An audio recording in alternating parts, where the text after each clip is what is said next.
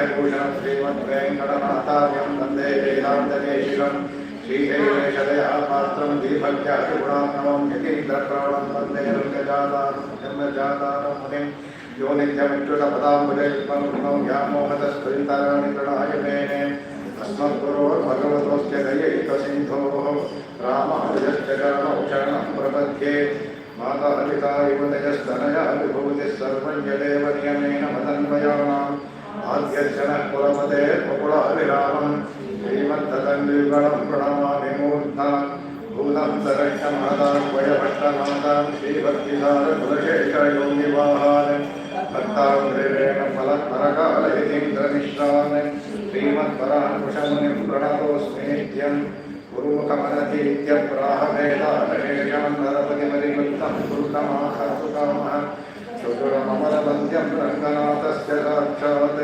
विजकुलतिलकन्तं विष्णुचित्तं नमामि भिन्नार्दनमदिविषूरि विल्लिपुत्तूरेन्दोहार सन्नार कयक्रमणं चूडिनोन् मुन्नार किरीयवृत्तान् इन्दुरैत्तोन् श्रीमेलियिल् चेनुं नழிयवृत्तोन् नञ्जमे वन्दे பாண்டியன் கொண்டாட பட்ட பிரான் வந்தான் என்னை ஈண்டிய கண்டமெடுத்துதான் வேண்டிய பேதங்களோடு விரைந்து கீழறுத்தான் பாதங்கள் யாமுடைய பத்து ஸ்ரீ விஷ்ணு சித்த குணநந்தன கல்பவல்லி ஸ்ரீரங்கராஜ ஹரிச்சந்தன யோக திருஷ்யாம் சாட்சாத் க்ஷமா கருணயா கமலாபிவான்யாம் கோதாவனஞ்ச சரண சரணம் பிரபத்யே त्रिपुंशस्वसार उपयुङ्क्ते निष्कृतं समानं केतुं प्रतिमुञ्चमानाः ऋतुगस्तन्वते कवयः प्रजानतीर्मध्ये छन्दसत्पर्यन्ति भास्वतीः ज्योतिष्मती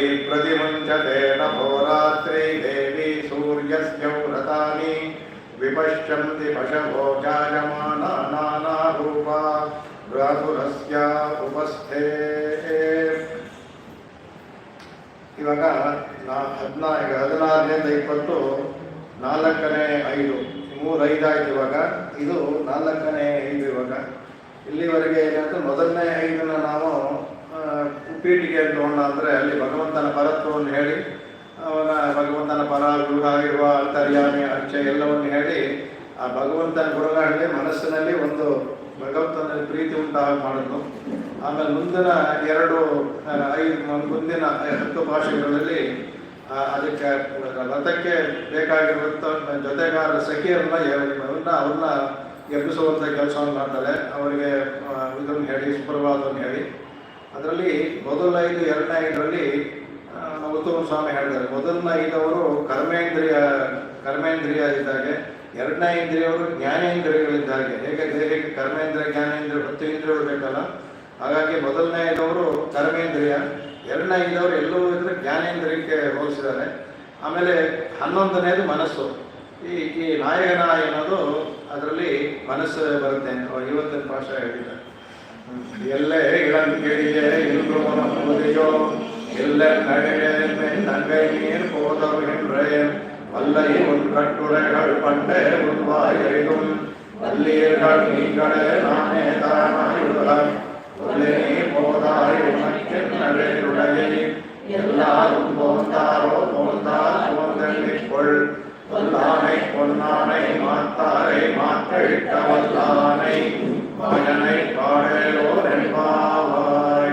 ಇವತ್ತಿನ ಅನುಸಂಧಾನ ಭಾಷೆಯ நாயகனாய் நின்ற நந்த கோபுடைய கோயில் காப்பானே, ஒளித்தோன்றும் தோரணவாயல் காப்பானே, மணிக்கரம் தாருகிறவாய் ஆயர் சிறுமியரோமுக்கு அரைமறை மாயன் மணிவண்ணன் என்னலே வாய் நேர்ந்தார் தூயோமாய் வந்தோம் துயிலழப் பாடுவான் வாயாறு முன்னம் மாத்தாதே அம்மா நீ நேசநிலை கதவன் நீ ಕೇಳೋರ್ ಎಂಬಾವಾಯ್. ಈಗ ಇದು ನಾಯಕನ ಎನ್ನುವುದು ಮನಸ್ಸು. 11 ಇಂದ್ರಿಯರಲ್ಲಿ ಇದು ಮನಸ್ಸಿದ್ದಾಗೆ ಅಂತ.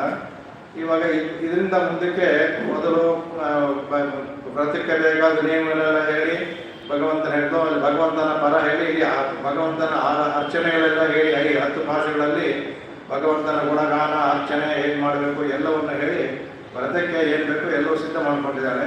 ಈಗ ವ್ರತ ಏನು ಅಂದರೆ ಹೋಗಿ ಭಗವಂತನ ಕಾಣೋದು. ಅಂದರೆ ಭಗವಂತನ ಸೇರೋದೇ ಅದು. ಇನ್ನು ಮುಂದಿನ ಭಾಷೆಗಳೆಲ್ಲ ಭಗವಂತನ ಸೇರೋದು, ಅವನ ಆಭಿಮುಖ್ಯವನ್ನು ಪಡ್ಕೊಳ್ಳೋದು, ನಂತರ ಅವನಲ್ಲಿ ಶರಣಾಗತಿ ಮಾಡೋದು. ಅದೇ ಇನ್ನು ಬರುವಂಥ ಮುಂದಿನ 3 ಇದನ್ನ ಸಾರೋದ್ರಲ್ಲಿ. ಹಾಗಾಗಿ ಇವರೇನು ಮಾಡ್ತಾರೆ, ಆಮೇಲೆ 10 ಇದು ಅನ್ನೋದು 10 ಹೇಳ್ತಲ್ಲ, 10 ಅನ್ನೋದು ಒಂದು ಲಕ್ಷಣಕ್ಕೆ ಹೇಳಿದ್ದು.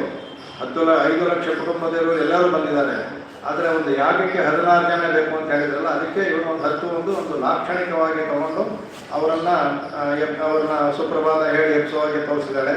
ಬಾಕಿಯವರೆಲ್ಲ ಎಲ್ಲ 5 ಲಕ್ಷ ಕುಟುಂಬದ ಜನಗಳು ಬಂದಿದ್ದಾರೆ ಅಂದ್ಬಿಟ್ಟು ನಾವು ಊಹಿಸ್ಕೋಬೇಕು. ಅದಕ್ಕೆ ಎಲ್ಲರೂ ಬಂದು ವ್ರತ ಮಾಡುವ ಜಾಗದಲ್ಲಿ ಸೇರಿಕೊಂಡಿದ್ದಾರೆ. ಈ 10 ಜನ ಮಾತ್ರ ವಿಶೇಷವಾಗಿ ಭಗವಂತನ ಜೊತೆ ಹೋಗುವಂಥದ್ದು ಯಜ್ಞಕ್ಕೆ.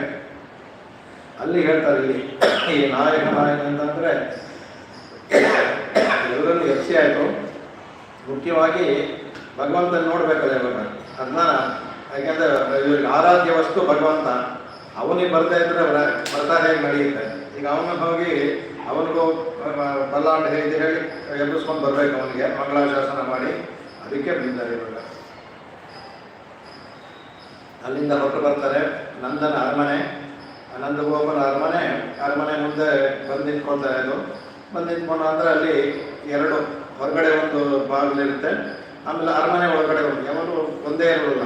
ದಕ್ಷಿಣ ಭಾಗಕ್ಕೆ ಎಲ್ಲ ಇದರಲ್ಲೂ ಅರಮನೆಗಳೆಲ್ಲ ಮುಂದ್ಗಡೆ ಒಂದು ದೊಡ್ಡ ಪ್ರಾಕಾರ, ಅದರೊಳಗಡೆ ಮನೆ ಇರೋದು ಪ್ರಾಕಾರ, ಅಲ್ಲೊಂದು ಬಾಗಿಲಿರುತ್ತೆ. 2 ಬಾಗಿಲು, 4 ಜನ ಅಲ್ಲಿ ಇರ್ತಾರೆ. ಅಲ್ಲಿ ಈಗ ಮೊದಲನೇ ಇದಕ್ಕೆ ಬರ್ತಾರೆ. ಅದಕ್ಕೆ ಬರುವಾಗ ಹೇಳ್ತಾರೆ, ನಾಯಕನಾಯನಿಂದ ನಂದಗೋಪನೊಡೆಯ ಕೋಯಿಲ್ ಕಾಪಾನೆ ಅಂತ. ಇಲ್ಲಿ ನಾಯಕನಾಯ ಅಂದ್ಬಿಟ್ಟು ದ್ವಾರಪಾಲಕರಿಗೆ ಹೇಳ್ತಾರೆ. ಏನಪ್ಪ ನಾಯಕ ಅಂತ ಹೇಳಿದಲ್ಲ ಅವ್ರಿಗೆ, ಏನಂದರೆ ಭಗವಂತ ರಾಜ, ನಂದಗೋಪ ರಾಜ, ಅವನನ್ನು ಕಾಪಾಡೋದ್ರಿಂದ ಅವನಿಗೆ ನಾಯಕನಾಗಂದ್ಬಿಟ್ಟು ಮುಂಚೂಣಿಯಲ್ಲಿದೆಯಾ ಅಂತ. ಮುಂಚೂಣಿಯಲ್ಲಿದ್ದು ಇವರು ಕಾಯ್ತಾರಲ್ಲ ಅವರಿಗೆ. ಅದಕ್ಕೆ ನಂದಗೋಪನೊಡೆಯ ಕೋಯಿಲ್ ಕಾಪಾನೆ ಅಂತಾರೆ. ಇಲ್ಲಿ ಕೃಷ್ಣನ ಮನೆ ಅಂತ ಹೇಳೋದಿಲ್ಲ, ನಂದಗೋಪನ ಮನೆ ಅಂತ ಹೇಳ್ತಾರೆ. ವಿಶೇಷವಾಗಿ ವ್ಯಾಖ್ಯಾನದಲ್ಲಿ ಅನುಭವಿಸೋಣ ಯಾವುದಕ್ಕಾದ್ರೂ ಹೇಳಿದ್ರು ಅಂತ. ನಂದಗೋಪನ ಅರಮನೆಯಲ್ಲಿ ಕಾಯ್ತಿರುವರ ಅವರು ಇರ್ತಾರೆ. ಮುಂದಿನ ಹೋದ ತಕ್ಷಣ ಇರುವ ಬಾಗಿಲು ಬಂದ ತಕ್ಷಣ ಅಲ್ಲಿ ಮುಂದ್ಗಡೆ ಒಂದು ಇರ್ತಲ್ಲ, ಅದು ಒಳಗಡೆ ಇನ್ನೊಂದು ಬಾಗಿಲು ಇರ್ತಾರೆ. ಆ ಒಳಗಡೆ ಭಾಗದಲ್ಲಿ ಮುಂದ್ಗಡೆ ಭಾಗದಲ್ಲಿ ಅವ್ರು ಇರ್ತಾರೆ. ಹೊಡಿತೋನು ತೋರಣ ಭಾಷೆಲ್ ಕಾಪಾನೆ ಅಂತ. ಅದಂದ್ರೆ ಆಮೇಲೆ ಮುಂದ್ಗಡೆ ತೋರಣ ಅಂದರೆ ಅದು ಮುಂದೆ ಅವನ ಮನೆಯಲ್ಲಿ ಕಾಯೋರೊಬ್ರು, ಇಲ್ಲಿ ಹೊರಗಡೆ ಕಾಯೋರಿಬ್ರು ತೋರಣ ಭಾಷೆಲ್ ಅಂತ ಹೇಳಿದ್ರೆ ಗೇಟ್, ಮೈನ್ ಗೇಟ್ ಅಂತ ಹೇಳ್ತೀವಲ್ಲ, ಹಾಗೆ ದಿಡ್ಡಿ ಬಾಗಿಲು ಅಂತ ಅರಮನೆ ಹೇಳ್ತಾರೆ. ದೇವಸ್ಥಾನಕ್ಕೆ ಹೋದ್ರೆ ಮೊದಲು ದೊಡ್ಡ ಬಾಗಿಲು ಇರುತ್ತೆ. ಹಿಂದೆ ಹಳೆ ಊರುಗಳು ನೋಡ್ಬೋದು, ದೊಡ್ಡ ಬಾಗಿಲು ಇರ್ತಾರೆ, ಈಗ ದಿಡ್ಡಿ ಬಾಗಿಲು ಅಂತಾರೆ. ಅದು ಒಳಗಡೆ ಬೇರೆ ಬಾಗಿಲು ಇರುತ್ತೆ. ಹಾಗೆ 2 ಹೊರಗಡೆ ಹೊಡಿತು ಅಲ್ಲಿ ಇಬ್ಬರು ಇರ್ತಾರೆ. ನಂದಗೋಪನ ಅರಮನೆಗೆ ಒಳಗಡೆ ಹೋಗ್ತಾರೆ, ಅಲ್ಲಿ ಇಬ್ಬರು ಇರ್ತಾರೆ. 4 ಜನ ಇರ್ತಾರೆ. ಅದಕ್ಕೆ ಅವರು ಹೋಗ್ತಾರೆ, ಬಂದ್ಕೊಂಡು ಹೇಳ್ತಾರೆ, ಕಾಪಾನೆ ಮಣಿಕದವನ್ ತಾಳ್ತಿರವ ಇಂದ. ಅಲ್ಲಿ ಮಣಿಕದವನ್ ಅಂದರೆ ಮಣಿಗಳನ್ನೆಲ್ಲ ಓದಿಸಿದ್ರು. ಆ ಸಖಿಯರ ಮನೆಗೆ ಮಣಿ ಇರಬೇಕಾದ್ರೆ, ಮಣಿಕದವಂದು ಇರಬೇಕಾದ್ರೆ ಆ ರಾಜನ ಮನೆಗೆ ಇರಬೇಕಾ, ಅಲ್ಲೂ ಅನೇಕ ವಿಶೇಷವಾದ ಮುತ್ತುರತ್ನಗಳಿಂದ ಬದುಕಿಸಿದಂಥ ಬಾಗಿಲು ಅದು. ಅದಕ್ಕೆ ಆ ಬಾಗಿಲನ್ನ ತಾಳ್ತಿರವ, ತೆಗೆಯೊಳಾಗು ಅಂತ ಕೇಳ್ತಾರೆ.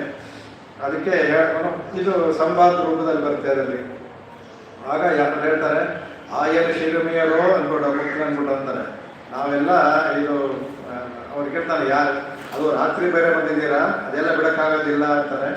ಆಗ ಸಂವಾದದಲ್ಲಿ ಬರುತ್ತೆ. ಸಂವಾದದಲ್ಲಿ ಆಗ ಇಲ್ಲ ನಾವು ಕೃಷ್ಣನ ನೋಡೋಕೆ ಬಂದಿದ್ದೀವಿ ಅಂತ. ಅದು ರಾತ್ರಿ ಬಂದಿದ್ದೀವ ಅನ್ಬಿಡು ಅಂತ. ಆಮೇಲೆ ಇಲ್ಲಿ ಭಯ ಇರುವ ಸ್ಥಳದಲ್ಲಿ ಯಾಕೆ ಬಂದಿದ್ದೀರಾ ಅಂತಾರೆ. ಭಗವಂತ ಇರಬೇಕಾದ್ರೆ ನಮಗೇನು ಭಯ ಅಂದಾಗ, ಭಯ ನಿಮಗಲ್ಲ ಭಗವಂತನಿಗೆ ಭಯ. ಯಾಕೆಂದ್ರೆ ಯಾವ ಸಮಯದಲ್ಲಿ ಯಾರು ಬರ್ತಾರ ಏನೋ, ಹಾಗಾಗಿ ನೀವು ರಾತ್ರಿ ಬೇರೆ ಬಂದಿದ್ದೀರಾ, ಅದನ್ನು ಒಳಗಡೆ ಬಿಡೋದಿಲ್ಲ ಅಂತ ಹೇಳ್ತಾರೆ. ಅಯ್ಯೋ ನಾವೆಲ್ಲ ಇನ್ನು ಹೆಂಗಸ್ರಪ್ಪ, ನಾವೇನು ಮಾಡ್ತೀವಿ ಅಂತ ಹೇಳ್ತಾರಂತೆ.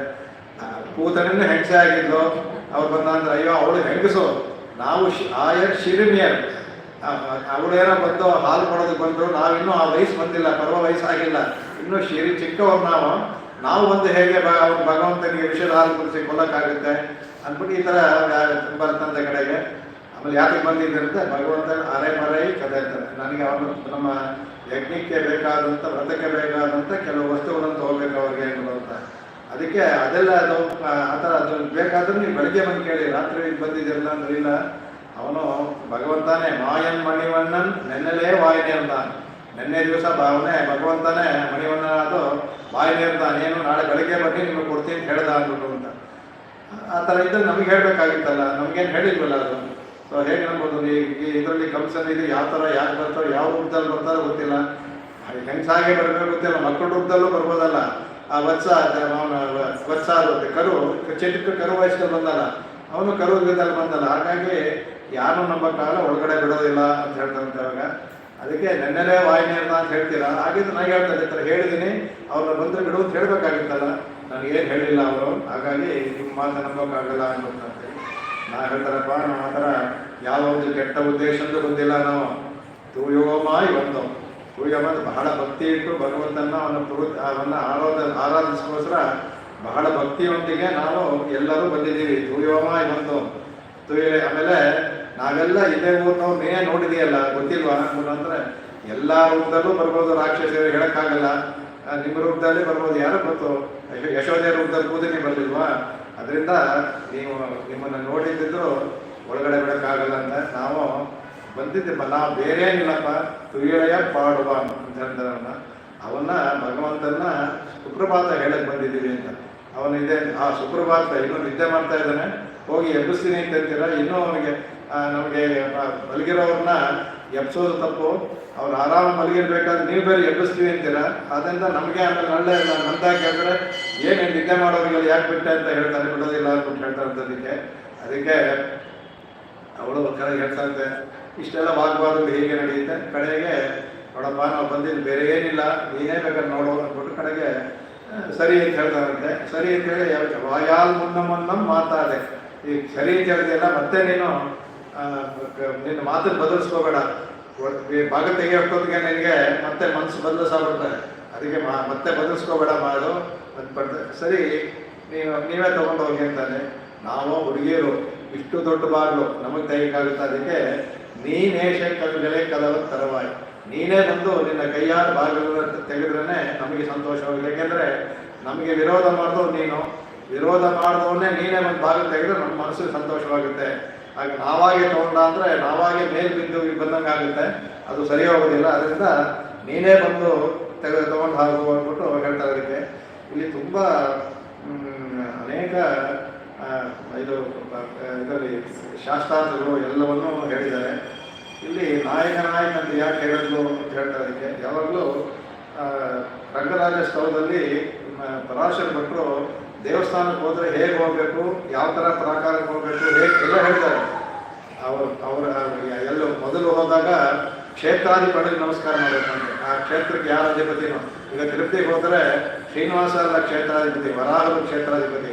ವರಾಹನ ಕ್ಷೇತ್ರದಲ್ಲಿ ಶ್ರೀನಿವಾಸರಿದ್ದಾರೆ ಅಷ್ಟೇ, ಕ್ಷೇತ್ರಾಧಿಪತಿ ವರಾಹರೇ ಅಲ್ಲೇ, ಈಗಲೂ ಅಷ್ಟೇ ಅವರಿಗೆ ವರಾಹರಿಗೆ. ಅದಕ್ಕೆ ಮೊದಲು ಕ್ಷೇತ್ರಾಧಿಪತಿ ನಾವು ಹೋಗೋ ಕ್ರಮ ತಪ್ಪು. ನಾವು ಭಾಳ ತಪ್ಪು ಕ್ರಮದ ಹೋಗ್ತೀವಿ. ನಾವು ಮೊದಲು ಕೆಳಗಡೆ ಹೋಗಿ ತಾಯ ನಮಸ್ಕಾರ ಮಾಡಿಕೊಂಡು ಮೇಲೆ ಹೋಗಿ ವರಾಹರು ನಮಸ್ಕಾರ ಮಾಡಿಕೊಂಡೇ ಶ್ರೀನಿವಾಸ ನೋಡಬೇಕು. ಆದರೆ ನಾವು ಯಾರು ಹತ್ರ ಮಾಡ್ತಾ ಇಲ್ಲ, ಅದು ಶಾಸ್ತ್ರಕ್ಕೆ ವಿರೋಧವಾಗಿರುವಂಥದ್ದು. ಅದನ್ನ ಹೇಳ್ತಾ ಇದಕ್ಕೆ ಅವರು ಹೇಳ್ತಾ ಇದಕ್ಕೆ ಅವರಿಗೆ ಚಂಡ ಪ್ರಚಂಡ ಮುಖತಃ ಪ್ರಣಮಾಮಿ ರಂಗ ದ್ವಾರಾವಧೇಶು ಚತುರ್ಷಷ್ಠಧಿಕಾರ ಭಾಗ ಅಂತ ಅವ್ರು ತೋರಿಸ್ತಾರೆ. ಮೊದಲು ಮೊದಲು ಕ್ಷೇತ್ರಾಧಿಪತಿಗಳು, ಆಮೇಲೆ ದ್ವಾರಪಾಲಕಿ ಚಂಡ ಪ್ರಚಂಡ ಅವರೆಲ್ಲಿದ್ದಾರೆ. ಅವರು 8 ಜನ, ಅವರು ಭಗವಂತನ 4 ಭಾಗಗಳನ್ನು ಕಾಯುವವರು. ಅವರನ್ನ ನಮಸ್ಕಾರ ಮಾಡಬೇಕು. ಈಗ ದೇವಸ್ಥಾನಕ್ಕೆ ಬಂದರೆ ನೇರವಾಗಿ ಭಗವಂತನ ಮಾಡ್ಬೋದು, ದರ್ಶನ ಮಾಡ್ಕೊಡೋದು. ನೋಡಿ, ಇದೆಲ್ಲ ಶಾಸ್ತ್ರ ತಿಳಿದಿಲ್ಲ, ಆಡಾಟ ಕಳಿಸ್ಕೊಳ್ತಾರೆ. ಮೊದಲು ದ್ವಾರಪಾಲಕರಿಗೆ, ಕ್ಷೇತ್ರಾಧಿಪತಿ ಆದ್ಮೇಲೆ ದ್ವಾರಪಾಲಕರಿರ್ತಾರಲ್ಲ ಅವರಿಗೆ ನಮಸ್ಕಾರ ಮಾಡಬೇಕು. ಅವರನ್ನ ಅನುಮತಿ ಪಡ್ಕೊಂಡು ಒಳಗಡೆ ಹೋಗ್ಬೇಕು. ಅದಕ್ಕೆ ನಾಯಕನಾಯಿ ನಿನ್ನಂತ ಇವ್ರಿಗೆ ಯಾಕೆ ಹೇಳ್ತಾರೆ ಅಂದರೆ, ನೀನು ಈಗ ನಮ್ಮ ಮುಖ್ಯಸ್ಥ. ಯಾಕೆಂದರೆ ನೀನು ಒಳಗಡೆ ಬಿಟ್ಟರೆ ನಾವು ಹೋಗೋಕ್ಕಾಗೋದು, ನೀನು ಅನುಮತಿ ಕೊಡ್ತೇ ಒಳಗೆ ಹೋಗಕ್ಕೆ ಸಾಧ್ಯವೇ ಇಲ್ಲ. ಹೇಗೆ ಒಂದು ಆಫೀಸಲ್ಲೂ ಒಳಗಡೆ ಹೋಗಿ ಬಿಡ್ತಾರೆ, ನೀವು ಒಳಗೆ ಹೋಗೋಕ್ಕಾಗೋ ಆ ಥರ ಈಗಲೂ ನಡೀತಾ ಇದೆ. ಆಫೀಸಲ್ಲಿ ಇದ್ದರೂ ಹೊರಗಡೆ ಕಾಯ್ತಾ ಇರ್ತಾರಲ್ಲ, ಅವನು ಹೊರಗಡೆ ಬಿಟ್ಟಿರ್ತಾನೆ ನಾವು ಹೋಗೋಕ್ಕಾಗೋದು, ಇಲ್ಲದ್ರೆ ಹೋಗಕ್ಕೆ ಸಾಧ್ಯವಿಲ್ಲ. ಆ ಥರ ಇಲ್ಲೂ ಸಹ ಅಲ್ಲಿ ನಾವು ದ್ವಾರಪಾಲಕರಿಗೆ ನಮಸ್ಕಾರ ಮಾಡಬೇಕು. ನಾವು ಅದು ಮಾಡೋದಿಲ್ಲ, ನಾವು ಅದನ್ನು ಮಾಡ್ಕೊಂಡು ಹೋಗಬೇಕು. ಇದೆಲ್ಲವೂ ಶಾಸ್ತ್ರದಲ್ಲಿ ನೆಟ್ಟು ಹೋಗ್ತೀವಲ್ಲ ನಾವು ತಪ್ಪು. ಆ ದ್ವಾರಪಾಲ ಮುಂಗಡೆ ಇರ್ತಾರಲ್ಲ, ಅವ್ರಿಗೆ ಕೈ ಮುಗಿದ್ಬಿಟ್ಟು ಒಳಗಡೆ ಹೋಗಬೇಕು, ಅಂದರೆ ಅವ್ರ ಅನುಮತಿ ಪಡ್ಕೊಂಡು ಹೋಗಿ ಅದು. ಅದಕ್ಕೆ ಅವರು ಒಂದು ಚಂಡ ಪ್ರಚಂಡ, ಆಮೇಲೆ ಕೆಲವರು ಜಯ ವಿಜಯ 8 ಜನ ದ್ವಾರಪಾಲಕರು. ಅವರು 4 ಭಾಗಕ್ಕೆ ಇಬ್ಬಿಬ್ಬರು ಥರ 8 ಜನ ಇದ್ದಾರೆ. ಅವರು ಯಾವ ಭಾಗದಲ್ಲಿ ಹೋಗ್ತೀವೋ, ಎಲ್ಲಿ ಭಾಗದಲ್ಲಿರ್ತಾನೋ ಆ ಭಾಗದಲ್ಲಿರುವ ಚಂಡ ಇವರಿಗೆ ನಾವು ನಮಸ್ಕಾರ ಮಾಡಬೇಕು ಅಂತ ಅವರು ತೋರಿಸ್ಕೊಟ್ಟಿದ್ದಾರೆ ಅದನ್ನು. ಅದಕ್ಕೆ ಇಲ್ಲಿ ಆಂಡಾಳು ಬಂದು ನಾಯಕನಾಯನಿಂದ ನಂದಗೋಪನೊಡೆಯ ಅಂತಾರೆ. ಇಲ್ಲಿ ಯಾಕೆ ನಂದಗೋಪನೊಡೆಯ ಅಂತ ಕೇಳ್ತಾರೆ ಅಂದರೆ, ಇಲ್ಲಿ ನಂದಗೋಪನೇ ನಾಯಕ. ಆಗ ನಾಯಕನಾಯನಿಂದ ನಂದಗೋಪನ್ ಅಂತ ಅರ್ಥ ಮಾಡೋದು ಕೆಲವರು ಮಾಡ್ಬೋದು. ನಾಯಕನಾಗಿರುವ ನಂದಗೋಪ ಅಂತ. ಆಗ ನಾಯಕನಾಗಿ ನಿಂದ್ರ ಅಂದರೆ ನೀನೇ ನಾಯಕನಾಗಿದ್ದು ನಂದಗೋಪನವನ್ನೇನೇ ಕಾಯ್ತಾ ಇದೆ ಅಂತ ತಗೊಳ್ಳೋದು. ಈ ನಾಯಕ ಅನ್ನೋದು ನಂದಗೋಪನಿಗೂ ಹೊಂದುತ್ತೆ, ದ್ವಾರಪಾಲಕರು ಹೊಂದುತ್ತೆ. ನಾಯಕನಾದ ನಂದಗೋಪನುடைய ಕೋಯಿಲ್ ಕಾಪಾನೆ ಅಂತ. ನಾಯಕನಾದ ನಂದಗೋಪನ ಅವನ ಕೋವಿಲ್ ಅಂದ್ರೆ ಮನೆ, ಆ ಮನೆ ಅಂತ ಕೋಯಿಲ್ ಮನೆಗೆ ಹೇಳೋದು. ಭಗವಂತ ಹೇಳೋದಕ್ಕೆ ನಾವು ದೇವಸ್ಥಾನ ಅಂತ ಹೇಳ್ತೀವಿ, ಅದು ಮನೆಯೇ. ಕೋಯಿಲ್ ಅಂದ್ರೆ ಮನೆಯೇ. ಭಗವಂತ ಇದ್ರೆ ಕೋಯಿಲ್ ಅಂತ ಹೇಳ್ತೀವಿ, ನಾವಿದ್ರೆ ಮನೆ ಅಂತ ಹೇಳ್ತೀವಿ, ಅಷ್ಟೇ ವ್ಯತ್ಯಾಸ. ಇಲ್ಲಿ ಕೃಷ್ಣನ ಮನೆ ಅಂತ ಹೇಳಿದೆ. ಯಾಕೆ ನಂದಗೋಪನೊಡೆಯ ಕೋಯಿಲ್ ಅಂತ ಹೇಳಿದ್ರು ಅಂತಂದ್ರೆ, ಭಗವಂತನಿಗೆ ಪಾರತಂತ್ರ ತುಂಬಾ ಇಷ್ಟ ಅಂತ ಅವನಿಗೆ. ಯಾಕೆಂದ್ರೆ ಅಲ್ಲೆಲ್ಲ ಎಲ್ಲರೂ ಅವರಿಗೆ ಪಾರತಂತ್ರಕ್ಕೆ ಅವಕಾಶವೇ ಇಲ್ಲ. ಅಲ್ಲಿ ಬೇರೆ ಹೋದ್ರೆ ಅವನಿಗಿಂತ ಬೇರೆ ಯಾರು ಇಲ್ವಲ್ಲ, ಯಾರತ್ರ ಪಾರತಂತ್ರ ಮಾಡ್ತಾನ ಅವನು. ಹಾಗಾಗಿ ಅವನಿಗೆ ಎಲ್ಲರೂ ಅವನಿಗೆ ದಾಸರಾಗಿದ್ದಾರೆ ಅಂತ. ಏನಪ್ಪ ಇದು ಅಂದ್ಬಿಟ್ಟು ಅದಕ್ಕೆ ಅವತಾರ ಸಮಯದಲ್ಲಿ ಅವನು ಅನುಭವಿಸ್ತಾನಂತೆ. ಅವನು ಬಹಳ ಇಷ್ಟ ಅಂತ. ಅದಕ್ಕೆ ಎಲ್ಲರೂ ಹೇಳ್ತಾರೆ, ನನಗೆ ಪಾರತಂತ್ರಕ್ಕೆ ನನಗಿಂತ ಮೇಲೆ ಯಾರು ಇಲ್ಲ, ಹಾಗಾಗಿ ಯಾರ ಬಳಿ ನಾನು ಪಾರತಂತ್ರ ಮಾಡೋದು ಅಂತ ಕಡೆ ಭಕ್ತರ ಬಳಿ ಮಾಡೋಂಥ ಅವತಾರ ಸಮಯದಲ್ಲಿ ರಾಮನಿಗೂ ಅಷ್ಟೇ. ಅವನು ರಾಮಂ ಹೇಳ್ತಾನೆ, ಅಹಂ ಮಾನುಷಂ ಮನ್ಯೆ ರಾಮಂ ದಶರಥಾತ್ಮಜಂ, ದಶರಥರ ಮಗ ಅಂತ ಹೇಳಿದ್ರಿಂದ ಹೇಳ್ತಾನೆ ಅವನಿಗೆ. ಅದು ಇಷ್ಟ. ಆಮೇಲೆ ಹಿಂದೆ ಬರಬೇಕಾದ್ರೆ ಎಲ್ಲ ರಾವಣನ ವಧೆ ಮಾಡಿ ಅಯೋಧ್ಯೆ ಹಿಂದೆ ಬರಬೇಕಾದ್ರೆ ಆಗ ಸೀತೆ ಪಶ್ಯ ಅಯೋಧ್ಯಾಂ ಪಶ್ಯ ರಾಜಧಾನಿ ಪಿತುರ್ಮಮ ಅಂತಾನೆ. ಅವ್ರ ಹೋಗಿ ಆಯಿತು, ದಶರಥ ಇಲ್ಲ, ಅದು ರಾಜಧಾನಿ ಪಿತುರ್ಮಮ, ನನ್ನ ತಂದೆ ರಾಜಧಾನಿ ನೋಡುವಂತಾನಂದ್ರೆ ಅವನಿಗೆ ಅದು ಬಹಳ ಇಷ್ಟ. ಅದೇ ಥರ ಇವನಿಗೂ ಕೃಷ್ಣನಿಗೂ ಸಹ ಅವನಿಗೆ ಬೇರೆ ಯಾವ ಹೆಸರು ಕರೆದು ತೃಪ್ತಿ ಇರುವಂತ. ಅವನಿಗೆ ನಂದಕುಮಾರ, ನಂದಗೋಪನುடைய ಕುಮಾರ ಅಂತ. ನಂದಕುಮಾರ ಅಂದ್ರೆ ಸಂತೋಷ ಅಂತ. ಅದಕ್ಕೆ ವಾಸುದೇವ ಅಂತ ಹೇಳಿದ್ರೆ ವಸುದೇವ ಮಗ ವಾಸುದೇವ ಅಂದ್ರೆ ಸಂತೋಷ ಅಂತೆ. ಅಂದ್ರೆ ತಂದೆಯನ್ನ ಇಟ್ಟು ಕರೆಯೋದು ಅವರಿಗೆ ಬಹಳ ವಿಶೇಷ ಹೇಳ್ತಾರೆ. ಅದಕ್ಕೆ ಇವಳಿಗೆ ಕೋಯಿಲ್ ಕಾಪಾನೆ ಅಂತ ಹೇಳಿದ್ರ, ದ್ವಾರಪಾಲಕ ಅಂತ ಹೇಳಿದ್ರ ಅಂತಂದ್ರೆ ಅದಕ್ಕೆ ವಿಷ್ಣು ಪುರಾಣದಲ್ಲಿ ಒಂದು ಬರುತ್ತೆ ಯಾವಾಗಲೂ, ಏಕಾಂತಿ ವ್ಯಪದೇಷ್ಟವ್ಯ ನೈವ ಗ್ರಾಮ ಕುಲಾದಿಭಿ. ಆಮೇಲೆ ವಿಷ್ಣುನಾ ವ್ಯಪದೇಷ್ಟವ್ಯ ತಸ್ಯ ಸರ್ವಂ ಸಯೇವಹಿ ಎಂಬುದು ಅಂತ. ಒಬ್ಬ ಏಕಾಂತಿ ಅಂದ್ರೆ ಭಗವಂತನಲ್ಲೇ ಅವರನ್ನು ಏಕಾಂತಿ ಅಂತ. ಪರಮೈಕಾಂತಿ ಅಂದ್ರೆ ಭಗವಂತನ ಬಿಟ್ಟು ಬೇರೆ ಯಾವುದು ನೋಡೋದು ಪರಮೈಕಾಂತಿ ಅಂತ. ಅವರನ್ನ ವ್ಯಪದೇಷ್ಟನ್ನು ಸಂಬೋಧನೆ ಮಾಡಬೇಕಾದ್ರೆ ಅವರ ಹೆಸರು ಗ್ರಾಮ ಕುಲದಿಂದ ಮಾಡಬಾರ್ದಂತೆ. ನೈವ ಗ್ರಾಮ ಕುಲಾದಿಭಿ ಅವನ್ನ ಯಾತ್ರೆ ಮಾಡಬೇಕು. ವಿಷ್ಣುನಾ ವ್ಯಪದೇಷ್ಟವ್ಯ, ಭಗವಂತನ ಸಂಬಂಧ ಇಟ್ಟು ಮಾಡ್ಬೇಕಂತೆ. ಇಲ್ಲಿ ಕೋಯಿಲ್ ಕಾಪ ನಂದಗೋಪನೊಡೆಯ ಕೋಯಿಲ್ ಕಾಪನ ಸಂಬಂಧ ಇಟ್ಟಲ್ಲ, ಹಾಗಾಗಿ ಅದು ತೋರಿಸ್ಕೊಡ್ಲು ಶಾಸ್ತ್ರ ಅಂತ. ಅವರ ಸಂಬಂಧ ಇಟ್ಟು ಹೇಳ್ಬೇಕಂತ ನಾವು. ಅದಕ್ಕೆ ನಾವು ಹೇಳ್ಬೇಕಾದ್ರೆ ಭಗವಂತನ ದಾಸ ಅಂತ ಹೇಳ್ಕೊತೀವಲ್ಲ, ಅದನ್ನ ಆ ಥರ ಮಾಡಬೇಕು. ನಮ್ಮ ಹೆಸರು ಊರೋ ಕುಲ ಇಟ್ಟು ನಮ್ಮನ್ನು ಕರಿಬಾರ್ದು ಅಂದ್ಬಿಟ್ಟು ಅದು ಹೇಳ್ತಾ ಇದಕ್ಕೆ. ಅದು ನಮ್ಮ ಪರಿಪೂರ್ಣ ದಾಸ್ಯತ್ವವನ್ನು ತೋರಿಸುತ್ತೆ. ಅದಕ್ಕೆ ಆಂಡಾಡಲ್ಲಿ ಅವನಿಗೆ ಭಾಗದ ಕಾಯವನ್ನೇ ಹೇಳಿಲ್ಲ, ನಾಯಕನಾಗಿ ನಿಂದು ನಂದಗೋಪನುடைய ಕೋಯಿಲ್ ಕಾಪಾನೆ ಅಂತ. ಅಂದರೆ ಅವನು ಕರೆದರೂ ಸಹ ನಾಯಕನ ನಂದಗೋಪನಿಟ್ಟು ನಂದಗೋಪನ ಇನ್ನೊಂದು ವ್ಯಾಖ್ಯಾನ ಮಾಡ್ತಾರೆ. ನಂದಗೋಪನುடைய ಅಂತಕ್ಕಂದ್ರೆ ಕೃಷ್ಣ ಅಂತಾನೆ ಮಾಡ್ಬೋದು. ನಂದಗೋಪ ಐತಲ್ಲ ಅವನು ಕೋಯಿಲ್ ಅಂತಕ್ಕಂದ್ರೆ ಕೋ ಇಲ್ ಅಂತ ಬಿಗಡಿಸ್ಬಿಟ್ಟು ಅಂದ್ರೆ ನಂದಗೋಪನುடைய ಕೋ ಅಂದ್ರೆ ನಂದಗೋಪನಿಗೂ ರಾಜನಾದವನು ಅವನ ಮನೆ ಅಂತ. ನಂದಗೋಪನ ರಾಜ ಯಾರು ಅಂದ್ರೆ ಅವನೇ ಸಾಮಂತ ರಾಜ ಯಾರಂದ್ರೆ ಮಗನೇ ರಾಜ, ಕೃಷ್ಣನೇ ಅವರಿಗೆ.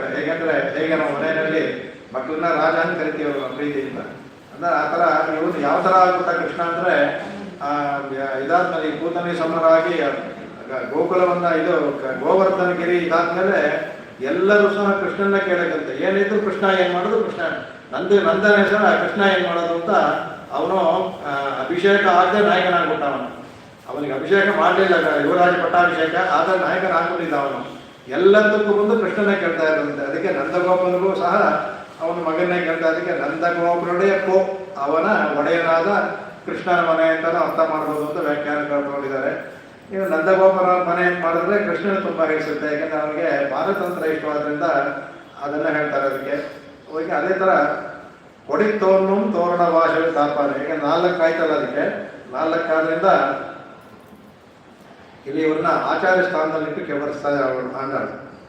ಇವರಿಬ್ಬರನ್ನ ಮುಂದ್ಗಡೆ ಇರೋಬ್ಬರನ್ನ ಯಾರು ನಮಗೆ ಭಗವಂತನೊಳಗೆ ಅನುಮತಿ ಕೊಡ್ತಾರೋ ಅವ್ರ ತಾನೇ ಆಚಾರ್ಯರು. ಅದಕ್ಕೆ ಇವ್ರನ್ನ ಆಚಾರ್ಯ ಸ್ಥಾನದಲ್ಲಿಟ್ಟು ವರ್ಣನೆ ಮಾಡ್ತಾರೆ. ಯಾಕೆಂದರೆ 16 ಜನ ಬೇಕು, 10 ಜನ ಆದರು. ಆಂಡಾಳು ಬಂದು ಯಜಮಾನಿ, ಅವಳಿಗೆ ಲೆಕ್ಕಕ್ಕೆ ಇನ್ನು 6 ಜನ ಬೇಕು. ಇವರು 4 ಜನ ನಮಗೆ ಯಾಗಕ್ಕೆ ಬೇಕಾದಂಥ ಅಗತ್ಯ ಕಲಿತ ಹಾಗೆ. ಅದಕ್ಕೆ ಹೇಳ್ತಾರೆ. ಅದಕ್ಕೆ ಅವರು ಇವ್ರಿಗೆ ಏನು ಹೇಳ್ತಾರೆ ಅಂದರೆ, ಭಗವಂತ ನೇರವಾಗಿ ಶೇಷಿ, ಇವರು ದ್ವಾರಶೇಷಿ. ದ್ವಾರದಲ್ಲಿ ಇವರೇ ಶೇಷಿ. ನಮಗೆ ಮೊದಲ ಹಂತದಲ್ಲಿ ಇವರೇ ಅದಕ್ಕೆ ದ್ವಾರಶೇಷಿಗಳು ಅಂತ ಅವರಿಗೆ, ದ್ವಾರಪಾಲಕರಿಗೆಲ್ಲ ದ್ವಾರಶೇಷಿಗಳು ಅಂತ ಅವರಿಗೆ ಸಂಬೋಧನೆ ಮಾಡೋದು. ಇವರು ದ್ವಾರಶೇಷಿ ಇವರು. ಹಾಗಾಗಿ ಇವರನ್ನ ಮೊದಲು ನಾವು ಇವರಲ್ಲೂ ನಾವು ಶೇಷತ್ವವನ್ನು ತೋರಿಸ್ಕೋಬೇಕು. ಕಡೆಯ ಶೇಷತ್ವ ಭಗವಂತನಲ್ಲೇ, ಭಗವಂತನ ದಾಸರಾದಂಥ ಅವನ ಭಾಗವತರಾದಂಥ ಅವನ ದ್ವಾರಪಾಲಕರು. ಅದರಿಂದ ಅವರು ಸಹ ದ್ವಾರಶೇಷಿಗಳು. ಅದರಿಂದ ಅವರನ್ನು ಅದೇ ಥರ ಕರೀಬೇಕು. ಕರೆದ್ರು ಅವರನ್ನು ಸಂಬೋಧನೆ ಮಾಡಬೇಕಾದ್ರೆ ಆಗ್ತದೆ. ಯಾಕಂದರೆ ನಿತ್ಯಾಭಿವಾಂಚಿತ ಪರಸ್ಪರ ನೀಚ ಭಾವ ಇರೋದ್ರಿಂದ ನಾವು ಪರಸ್ಪರವಾಗಿ ಅವರು ಭಾಗ ಕಾಯ್ತಾರೆ ಅಂತ ಅನ್ಬಾರ್ದು. ಅವರು ಸಹ ಭಗವದ್ ಭಕ್ತರೆ. ಅದರಿಂದ ಅವರಲ್ಲೂ ಸಹ ನಾವು ಶೇಷಭಾವವನ್ನು ತೋರಿಸಿ ಅಡಿಯೇನಂತ ಅವರು ತೋರಿಸ್ಬೇಕು ಅಂದ್ಬಿಟ್ಟು ಅದಕ್ಕೆ ಸಂಬೋಧನೆಯನ್ನು ಕೋಯಿಲ್ ಕಾಪಾನೆ ಸಂಬೋಧನೆ ಮಾಡೋದು ಅಂತ ವ್ಯಾಖ್ಯಾನ ತೊಗೊಂಡಿದ್ದಾರೆ ಅದಕ್ಕೆ. ಆಮೇಲೆ ಕಡೆಗೆ ನಿಮ್ಮ ಎಲ್ಲರಿಗೂ ದಾಸರಿಗೆಲ್ಲ ಒಂದೇ ಹೆಸರು ಏನಪ್ಪ ಅಂದರೆ ಶೇಷ. ನಮ್ಮೆಲ್ಲರಿಗೂ ಭಗವಂತನ ಎಲ್ಲರಿಗೂ ಒಂದೇ ಹೆಸರೇ, ಎಲ್ಲರಿಗೂ ಒಂದೇ ಹೆಸರು. ಏನಪ್ಪ, ನಾವೆಲ್ಲ ಶೇಷರು. ಅವನು ಶೇಷಿ, ನಾವೆಲ್ಲರೂ ಶೇಷರು. ನಿನ್ನ ಹೆಸರು ಅಂದರೆ ಶೇಷ ಅಂತಲೇ ಹೇಳಬೇಕು. ಬೇರೆ ಏನು ನಮಗೆ ತಂದೆ ತಾಯಿ ಇಟ್ಟರು ಹೆಸರು ವ್ಯವಹಾರಕ್ಕೆ. ನಮಗೆ ನಿಜವಾದ ಹೆಸರು ಶೇಷನೇ. ಭಗವಂತನ ಹೋಗ್ಬೇಕಾದ್ರೆ ಶೇಷ ಅಂತಲೇ ಹೇಳ್ಕೊಂಡು ಹೋಗಬೇಕು. ಅದನ್ನು ಇಲ್ಲಿ ಅದನ್ನು ಹೇಳ್ತಾರೆ. ಅದಕ್ಕೆ ಇವ್ರಿಗೆ ಹೇಳ್ತಾರೆ. ಅದಕ್ಕೆ ಯಾವ ಥರ ಅನ್ಬೇಕು ಅಂತ ಅವನು ಯಾಕೆ ಶೇಷ ಅಂತ ಅವನು ಬಂತು, ಅವನಿಗೆ ಆದಿಶೇಷ ಅಂತ ಅವನ ಹೆಸರು. ಸ್ವಲ್ಪ ಅವನು ಬೇರೆ ಅನಂತ ಅಂತ ಅವನ ಹೆಸರು. ಅನಂತ ಅಂದರೆ ಅವನ ಇದು ಎಷ್ಟು ದೊಡ್ಡ, ಆ ಕಡೆ ಈ ಕಡೆ ಊಹಿಸ್ಕೊಳ್ಳೋಕ್ಕೆ ಸಾಧ್ಯವಿಲ್ಲವಂತೆ. ಅದಕ್ಕೆ ಅವನು ಚಿಕ್ಕದು ಮಾಡ್ಕೊಳ್ತಾನೆ ಅಷ್ಟೇ. ಅನಂತ ಅನ್ನೋದು ಅವನಿಗೆ ಹೆಸರು. ಅನಂತ ಅಂದರೆ ಅವನ ಬಾಲ ಮತ್ತು ತಲೆ ನೀವು ಊಹಿಸ್ಕೊಳ್ಳೋಕ್ಕೂ ಸಾಧ್ಯವಿಲ್ಲ. ಯಾರು ಅಲ್ಲಿರೋರ್ಗೇನೆ, ನಮಗೆಲ್ಲ ಬಿಡಿ. ಅದಕ್ಕೆ ಅನಂತ ಅಂತ ಹೆಸರು ಅವನಿಗೆ. ಆದರೆ ಅವನು ಯಾವಾಗಲೂ ಕರೆದು ಆದಿಶೇಷ ಅಂತ ಕರಿತೀವಿ. ಯಾಕೆ ಅಂದರೆ ಅವನು ನಿವಾಸ ಶೈಲಿ ಇದು ಹೇಳ್ತಾರೆ. ರಂಗರಾಜ ಸ್ತವದಲ್ಲೇ ಇದನ್ನು ಸ್ತೋತ್ರದಲ್ಲಿ ಆಳವಂತ ಹೇಳುವಂಥದ್ದು. ನಿವಾಸ ಶಯ್ಯಾಸನ ಪಾದುಕಾಂಶಕ ಉಪದಾನ ವರ್ಷ ತಪ ವಾರಣಾದಿಭಿ ಶೈರಿರ್ಭೇದೈ ಸ್ತವ ಶೇಷತಾಂಗತೈ ಯಥೋಚಿತಂ ಶೇಷ ಇತೀರ್ಯತೆ ಜನಃ ಅನ್ನೋದು. ಯಾಕೆ ಜನ ಅಂತ ಅಂದರೆ ಭಗವಂತನಿಗೆ ನಿವಾಸ ಅಂತ ಇರೋದನ್ನು ಅವನೇ ಮನೆ ಆಗ್ತಾನಂತೆ. ಶಯ್ಯಾಸನ ಬದುಕುವಾಗ ಹಾಸನ ಆಗ್ತಾನಂತೆ. ತಮಿಳಲ್ಲಿ ಬರ್ತಾ ಇದರಿಂದ ಇದು ಬರ್ತಲ್ಲ ಹೇಳ್ತಲ್ಲ ಹಾಗೆ. ಆಮೇಲೆ ನಡಿಬೇಕು ಅಂದರೆ ಪಾದುಕೆ ಆಗ್ತಾನಂತೆ. ಪಾದುಕ ತಾನೇ ಪಾದುಕೆ ಆಗ್ತಾನಂತೆ. ತನ್ನ ಒಂದು ಭಾಗದಲ್ಲೇ ಆಗ್ತಾನಂತೆ. ಕಡೆಗೆ ಅಂಶುಕ ಉಪದಾನ ಅಂದರೆ ಅಂಶುಕ ಅಂದರೆ ತಲೆಗೆ ಈ ಕಡೆ ವಿಸೇಟ್ಗಳಾಗೋದ ಆ ಥರ ಎಲ್ಲ ಕಡೆಗೂ ದಿಂಬು. ಆ ಥರ ತಲೆಗೆ ಪಕ್ಕದಲ್ಲಿ ಎಲ್ಲಕ್ಕೂ ಅಂಶುಕ ಉಪದಾನ ಅಂದರೆ ದಿಂಬಾಗ್ತಾನಂತೆ. ಆಮೇಲೆ ವರ್ಷ ಅಥವಾ ವಾರಣದಾಗಿ ಮಳೆ ಬಿಸಿಲು ಬಂದ ಅಂದರೆ ಕೊಡೆ ಥರ ಆಗ್ತಾನಂತೆ. ಆಗ್ತಾನೆ. ಕಡೆಗೆ ಶರೀರ ಭೇದೈ ಸ್ತವಶೇಷತಾಂಗತೈ ಭಗವಂತನ ಅವನಿಗೆ ಏನೇನು ಬೇಕೋ ಅನುಕೂಲಕ್ಕೆ ಸರಿಯಾಗಿ ಆ ಅಂಗಗಳಿಗೆ ಅವನು ಸರಿ ಹೋಗ್ತಾನಂತೆ. ಏನಾದ್ರು ಎಲ್ಲರೂ ಹೋಗಿ ತೆಗೆದಂತ ಆ ಜಾಗದಲ್ಲಿ ಅವನು ಬಂದು ನಿಂತ್ಕೊಳ್ತಾನಂತೆ. ಭಗವಂತ ತೊಂದರೆ ಆ ಥರ ಶರೀರ ಭೇದೈಗಿಂತ ತನ್ನ ಇದನ್ನು ತೊಗೊಳ್ತಾನಂತೆ. ಯಥೋಚಿತಂ ಶೇಷ ಇತೀರಿಯ ವಿಜಯ. ಅದರಿಂದ ಭಗವಂತಗೆ ಯಾವ ಥರ ಬೇಕು ಆ ಥರ ಇರೋದ್ರಿಂದ ಅವನಿಗೆ ಶೇಷ ಅಂತ ಹೆಸರು ಬಂತವನಿಗೆ. ಅವನನ್ನು ಅನುಕರಣೆ ಮಾಡೋದನ್ನು ನಾವೆಲ್ಲರೂ ಅದೇ ಹೆಸರು ನಮಗೂ ಶೇಷ ಅಂತ ಹೇಳುತ್ತೆ ಅಂತ ಹೇಳ್ತಾರೆ. ಆಮೇಲೆ ಹೇಳಿದೆ ನಿಮಗೆ 4-8 ಜನ ಅಂದ್ಬಿಟ್ಟು ಚಂಡ ಪ್ರಚಂಡ ಭದ್ರ ಸುಭದ್ರ ಜಯ ವಿಜಯ ಮತ್ತು ಧಾತೃ ವಿಧಾತೃ ಅಂತ. ಪೂರ್ವಕ್ಕೆ ಇದ್ದರೆ ಚಂಡ ಪ್ರಚಂಡ. ನಾವು ಸಾಧಾರಣವಾಗಿ ಎಲ್ಲ ಇದರಲ್ಲೂ ಜಯ ವಿಜಯರು ಅಂದ್ಬಿಡ್ತೀವಲ್ಲ, ತಪ್ಪದು. ಜಯ ವಿಜಯರು ಚಂಡ ಪ್ರಚಂಡ ಪೂರ್ವ ದಿಕ್ಕದಲ್ಲಿರೋರು. ದೇವಸ್ಥಾನ ಪೂರ್ವ ದಿಕ್ಕದಲ್ಲಿದ್ದರೆ ಅಲ್ಲಿರೋ ದ್ವಾರಪಾಲಕರು ಚಂಡ ಪ್ರಚಂಡರೇ, ಜಯ ವಿಜಯರಲ್ಲ.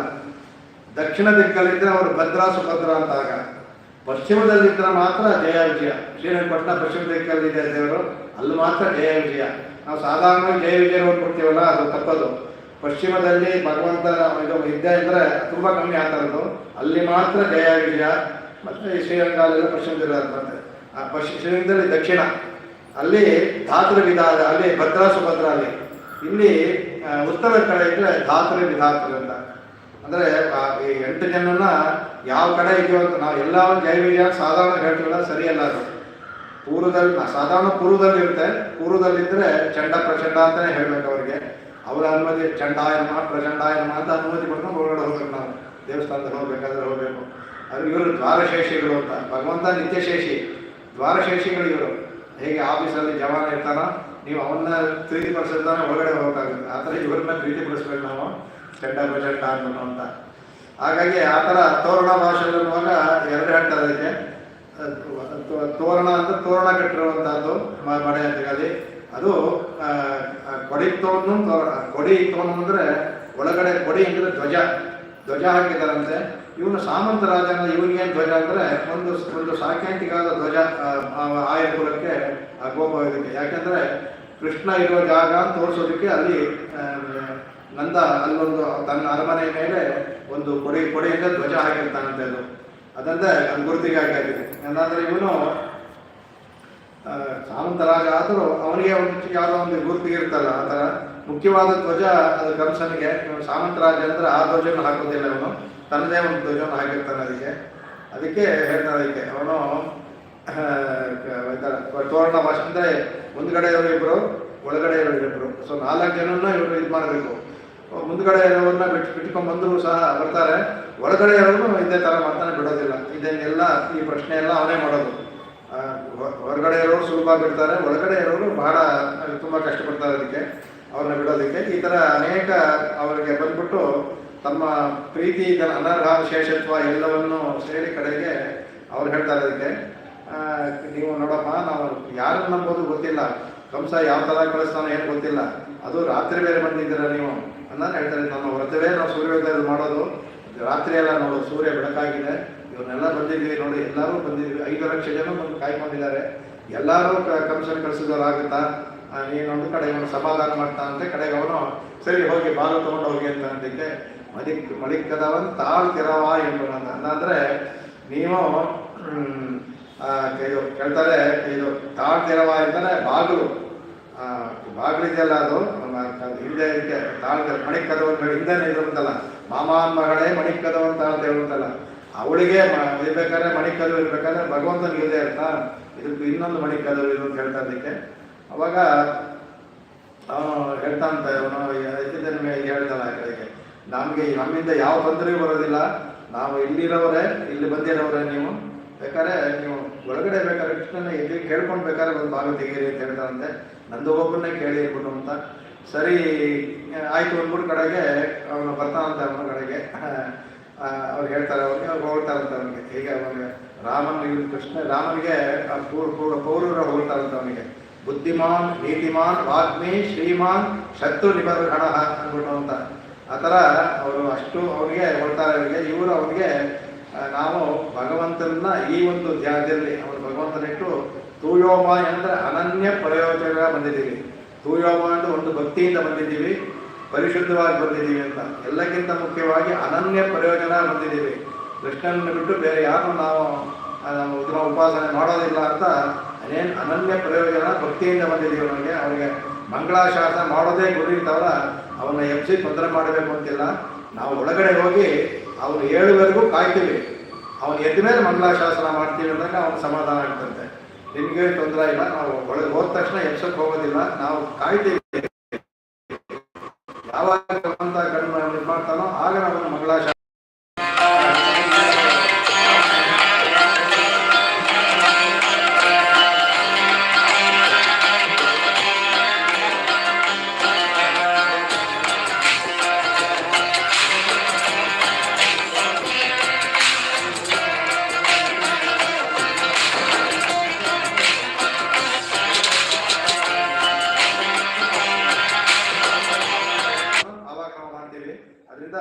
ನೀವು ಇದನ್ನು ಮಾಡಿ ಅಂತ ಹೇಳ್ತಾರಂತೆ.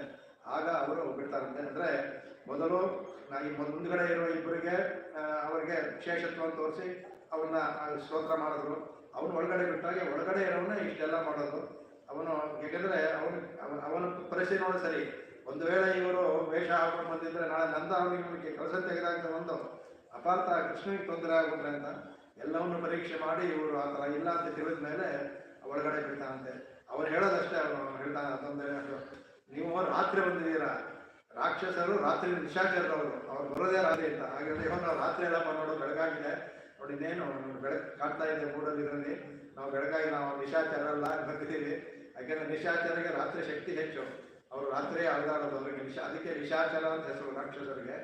ಅದರಿಂದ ನಮ್ಗೆ ಸಂದೇಹ ಬರ್ತಾ ಇದೆ, ಕೃಷ್ಣ ನಮ್ಗೆ ಹೇಳಿಲ್ಲ ನಿಮ್ಗೆ ಬರ್ತಿ ಅನ್ಸ್ಕೊಟ್ರು ಅಂತ ಕೇಳಿದ್ಮೇಲೆ ಅದಕ್ಕೆಲ್ಲ ಅವ್ನಿಗೆ ಹೇಳಿ ತುಂಬ ವಾಗ್ವಾದಗಳಾಗಿ ಕಡೆಗೆ ಹೋಗ್ತಾರೆ. ಮೇಲೆ ಆ ಮಣಿಕರವನ್ನು ಬೇಕಾದ್ರೆ ಯಾತಕ್ಕೆ ಮಣಿಕರವನ್ನು ಹೇಳಿದ್ರು ಅಂದ್ಬಿಟ್ಟು ಅಂತ ಹೇಳ್ತಾ ಅದಕ್ಕೆ ಅಲ್ಲಿ ಹೇಗೆ ಮಣಿಕರಂ ಅಂದ್ರೆ ನಾವು ಮಂತ್ರದ ಇದು ಅಂತ ಹೇಳಿದ್ವು, ಅದೇ ಥರ ಇದೆ ನೇರವಾಗಿ ಭಗವಂತನೇ ಅಲ್ಲಿ ಮಂತ್ರವೇ ಮಣಿ ಅಂತ. ಅಂದರೆ ಮೂಲ ಮಂತ್ರ ದ್ವಯ ಚರ್ಮ ಶ್ಲೋಕ ಎರಡೆರಡು ಭಾಗ, ಮೂರು ಭಾಗಗಳು ಮಂತ್ರಲ್ಲ, ಒಂದು ಭಾಗಲು ಮೂಲ ಮಂತ್ರ, ಎರಡನೇ ಭಾಗಲು ದ್ವಯ, ಒಳಗಡೆ ಹೋಗಿ ಅವನು ಅದು ಚರ್ಮ ಶ್ಲೋಕ, ಮೂರು ಭಾಗಗಳು ಒಳಗಡೆ ಅವನು ಇದನ್ನೊಳಗಡೆ ಇನ್ನೊಂದು ಬಗ್ಗೆ ಇರ್ತಾನಲ್ಲ ಆ ಇದು.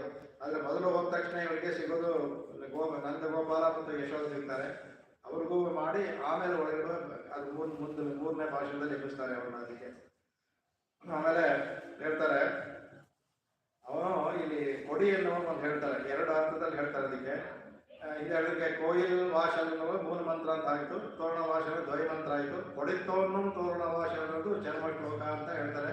ಇಲ್ಲ ಭಗವದ್ಗೀಷ ಒಂದು ಶ್ರೀಭಾಷಾ ತಗೊಳ್ಳಿ, ಒಂದು ಭಗವದ್ಗೀಷ ತಗೊಳ್ಳಿ, ಒಂದು ಭಗವದ್ಗೀತೆ ತಗೊಳ್ಳಿ, ಮೂರು ಆಗುತ್ತೆ. ಆ ಥರದ್ದು ಎರಡು ತೊಗೊಂಡ್ರಾಯ್ತು ಅಂದ್ಬಿಟ್ಟು ಅಂತ. ಅದಕ್ಕೆ ಯಾಕೆಂದರೆ ಕೊಡಿ ಅಂದರೆ ಧ್ವಜ ಹಾರಿಸಿರೋದು ಭಗವಂತ ಹೇಳ್ತಾನಂತೆ, ನಾನು ಯಾವಾಗಲೂ ಇಲ್ಲಿದ್ದೀನಿ ಅಂದರೆ ಇಲ್ಲಿದ್ದೀನಿ, ನಾನು ಸಿದ್ಧವಾಗಿದ್ದೀನಿ, ನೀವು ಬನ್ನಿ ಅಂದ್ಬಿಟ್ಟು ಅಂತ ನಮ್ಮ ಗುರುತಿಗೆ, ನಾನು ಇಲ್ಲಿದ್ದೀನಿ ಬನ್ನಿ, ನಾನು ಸಿದ್ಧವಾಗಿದ್ದೀನಿ ಅಂತ. ಭಗವಂತನ ಸಿದ್ಧೋಪಾಯ ಅಂತೀವಿ, ಅವನ ಪಡೆಯೋದು ಸಾಧ್ಯೋಪಾಯ, ಅವನು ಸಿದ್ಧೋಪಾಯ. ಯಾವತ್ತೂ ಶರಣಾಗತರಿಗೆ ಅವನ ರಕ್ಷೆ ಕೊಡೋದೇ ಅವನು ಯಾವಾಗಲೂ ಇರ್ತಾನೆ, ಅವನು ಸಿದ್ಧೋಪಾಯ.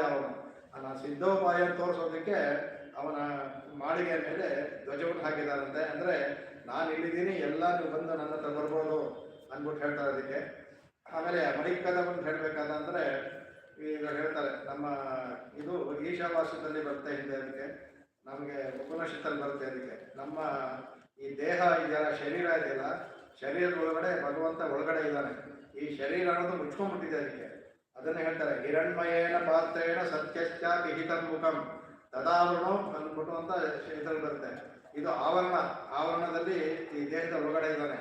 ಒಳಗಡೆ ಇರೋ ನಾವು ಆ ಬಾಗಿಲನ್ನು ತೆಗಿಬೇಕು. ಈ ಬಾಗಿಲು ನಮ್ಮಿಂದ ತೆಗಿಯೋಕ್ಕಾಗಲ್ಲ, ನಾವು ಇದು ಮಾಡೋಕ್ಕಾಗಲ್ಲ. ಆ ಬಾಗಿಲನ್ನು ತೆಗಿಬೇಕಾದ್ರೆ ಆಚಾರ್ಯರು ಬೇಕು. ಆಚಾರ್ಯರು ಬಂದು ನಮಗೆ ಅಜ್ಞಾನ ಹೋಗಿಸಿದಾಗ ಆ ಬಾಗಿಲು ತೆಗೆಯುತ್ತೆ. ಅದೇ ಥರ ಇಲ್ಲಿ ಒಳಗಡೆ ಮಣಿ ಕೂತಿದ್ದಾನೆ ಅವನು, ಮಣಿ ಅವನ್ನ. ಅದಕ್ಕೆ ಈ ದ್ವಾರಪಾಲಕರು ಆಚಾರ್ಯ ಸ್ಥಾನದಲ್ಲಿ, ಅದಕ್ಕೆ ನೀನೇ ಬಾಗಿಲು ಅವರು ಬಂದು ಬಾಗಿಲು ತೆಗಿಬೇಕು, ಬಾಗಿಲು ತೆಗೆದು ಭಗವಂತ ಸಿಗ್ತಾನೆ ಅಂದ್ಬಿಟ್ಟು ಅಂತ. ಆಮೇಲೆ ಇನ್ನು ವೇದದಲ್ಲೂ ಇನ್ನೊಂದು ಹಿಂದುಗಡೆ ಬ್ರಹ್ಮಣ ಕೋಶೋಸಿ ಮೇಧಯಾ ಪಿಹಿತ, ಬ್ರಹ್ಮಣ ಕೋಶ ಅಸಿ, ಬ್ರಹ್ಮ ಒಳಗಡೆ ಕೋಶದಲ್ಲಿದ್ದಾನೆ ಅವನು. ಅದನ್ನು ಹೇಗಪ್ಪ ತೆಗಿತಾನೆ? ಮೇಧಯಾ ಪಿಹಿತ, ಅವನು ಅದನ್ನು ಮುಚ್ಕೊಂಡ್ಬಿಟ್ಟಿದ್ದಾನಲ್ಲ, ಅದನ್ನು ಮೇಧೆ ನಮ್ಮ ಬುದ್ಧಿಶಕ್ತಿಯಿಂದ ತೆಗಿಬೇಕು ಆ ಭಾಗದನ್ನ. ಇನ್ಯಾವುದೂ ಬಲವಂತ ಮಾಡಿ ತೆಗೆಯೋದಕ್ಕೆ ಸಾಧ್ಯವಿಲ್ಲ. ಈ ಭಾಗಲಾದರೆ ಹೊಡೆದು ತೆಗಿಬೋದು, ಇದನ್ನು ಆ ಥರ ಹಾಕಲ್ಲ. ಮೇಧಯಾ ಪಿಹಿತ, ಬುದ್ಧಿಶಕ್ತಿ. ಏನು ಬುದ್ಧಿಶಕ್ತಿ ಅಂದರೆ ಆಚಾರ್ಯ ಹತ್ರ ಹೋಗಿ ಶರಣಾಗತಿ ಮಾಡಿಕೊಂಡು ಅವ್ರ ಹತ್ರ ರಹಸ್ಯವನ್ನು ತಿಳ್ಕೊಂಡು, ಅಂದರೆ ಮೂರು ಮಂತ್ರಗಳ ರಹಸ್ಯವನ್ನು ತಿಳ್ಕೊಂಡು ಭಾಗ ತೆಗೆಯುತ್ತೆ ತಾನಾಗಿ ಅಂದ್ಬಿಟ್ಟು ಅಂತ ಹೇಳ್ತಾರೆ. ಹಸಿ ಅಂದರೆ ಕತ್ತಿ ಅಂದ್ಬಿಟ್ಟು ಅಂತ, ಕೋಶ ಅಂತ ಹೇಳ್ತಾರೆ. ಹಸಿ ಇಲ್ಲ ಅಂದರೆ ಕೋಶದಲ್ಲಿರೋ ಕತ್ತಿ ಥರ, ಕತ್ತಿ ಒಂದು ಇದರಲ್ಲಿರ್ತಾರೆ, ಹಾಗೆ ಇದರಲ್ಲಿರ್ತಲ್ಲ ಇರುವಂತಹದ್ದು. ಅದನ್ನು ತೆಗಿಬೇಕಾದ್ರೆ ಆತ್ಮ ಒಳಗಡೆ ಇರೋದು. ಅದಕ್ಕೆ ಮೇಧ ಅನ್ನೋದು ಒಂದು ಆಚಾರ್ಯ ಅನ್ನೋರು ಬೇಕು. ಆ ಒಳಗಡೆ ಕತ್ತಿನೇ ನಮ್ಮ ಆತ್ಮಸ್ವರೂಪ. ಅದಿರುವಂತಹ ಕತ್ತಿ ಇಟ್ಕೊಳ್ಳುವಂಥ ಹೊರೆ ಈ ದೇಹ, ಅದನ್ನು ತೆಗಿಬೇಕಾದ್ರೆ ಆಚಾರ್ಯಂತವ್ರು ಬೇಕು ಅಂದ್ಬಿಟ್ಟು ಅದನ್ನು ಹೇಳ್ತಾರೆ. ಅದಕ್ಕೆ ಅದು ಇದರ ಪ್ರಾಕೃತಿಕ ಬುದ್ಧಿ ನಮಗೆ ಸತ್ವ ರಜಸ್ ತಮಸ್ಸಿಂದ ಕೂಡಿರೋದು. ಆ ಸತ್ವ ರಜಸ್ ತಮಸ್ಸು ಅನ್ನೋದು ಮೂರು ಭಾಗಗಳು ಇಲ್ಲಿ ತೋರಿಸಿರುವಂಥದ್ದು. ಆ ಮೂರು ಭಾಗಗಳು ತೆಗೆದ್ರೆ ಭಗವಂತ ಕಾಣೋದು. ಅದಕ್ಕೆ ಅದನ್ನು ಕೂಡ ತಗೋಬೋದು ಅಂತ ಹೇಳ್ತಾರೆ. ಅದಕ್ಕೆ ಆಮೇಲೆ ಇಲ್ಲಿ ಅದು ಹೇಳ್ತಾರೆ, ಅಲ್ಲಿ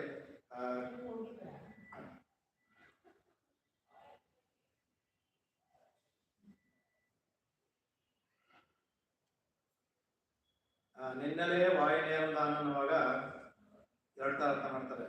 ಭಗವಂತ ಇಲ್ಲಿ ಹೇಳ್ತಾರೆ ನೋಡು, ನಿನ್ನೆ ಅಂದ್ರೆ ಆಗಲೇ ಭಗವದ್ಗೀತೆಯಲ್ಲೇ ಭಗವಂತ ವಾಯುನೇರಂದ ಹೇಳ್ತಲ್ಲ, ಸರ್ವಧರ್ಮಾನ್ ಪರಿತ್ಯಜ್ಯ ಮಾಮೇಕಂ ಶರಣಂ ವ್ರಜ ಅಹಂತ್ವ ಸರ್ವ ಪಾಪೇಭ್ಯೋ ಮೋಕ್ಷ ಮಾರ್ಷ ಅಂತ ಈ ಮಾತನ್ನು ಹೇಳ್ಬಿಟ್ಟು ಆಗಲೇ ಅವನೇ ಹೇಳಿದಾನೆ, ಯಾರಿದ್ರು ಬನ್ನಿ ಮಾಮೇಕಂ ಶರಣಂ ವ್ರಜ ಅಂತ ಹೇಳಿದಾನೆ. ಅದು ಮಾಮೇಕಂ ಅಂದರೆ ಮಾಮೇವಂ ಅಂತಾನೆ ಅಂತ, ನಾನು ಒಬ್ಬನ್ನೇ ಅಂದರೆ ನನ್ನನ್ನೇ ಅಂತ ಆಗುತ್ತೆ. ಹಾಗಾಗಿ ನಾವು ಬಂದಿದ್ದೀವಿ ಅಂತ ಹೇಳ್ತಾರೆ ಅದಕ್ಕೆ. ಆಮೇಲೆ ಇದಕ್ಕೆ ಇದರಲ್ಲಿ ಏನು ಮಾಡ್ತಾರೆ ಅಂತಂದರೆ, ಇದರಲ್ಲಿ ಭಾಷೆಕಾರಿಗೆ ರಂಗನಾಥರು ಒಂದು ಇದು ಕೊಡ್ತಾರೆ ಅವರಿಗೆ. ಅದಕ್ಕೆ ಅವ್ರು ಇದನ್ನು ಮಾಡಬೇಕಾದ್ರೆ ಕೊಡ್ತಾರೆ ಅವರು. ಅದನ್ನ ಹೇಳ್ತಾನೆ ಇದರಲ್ಲಿ.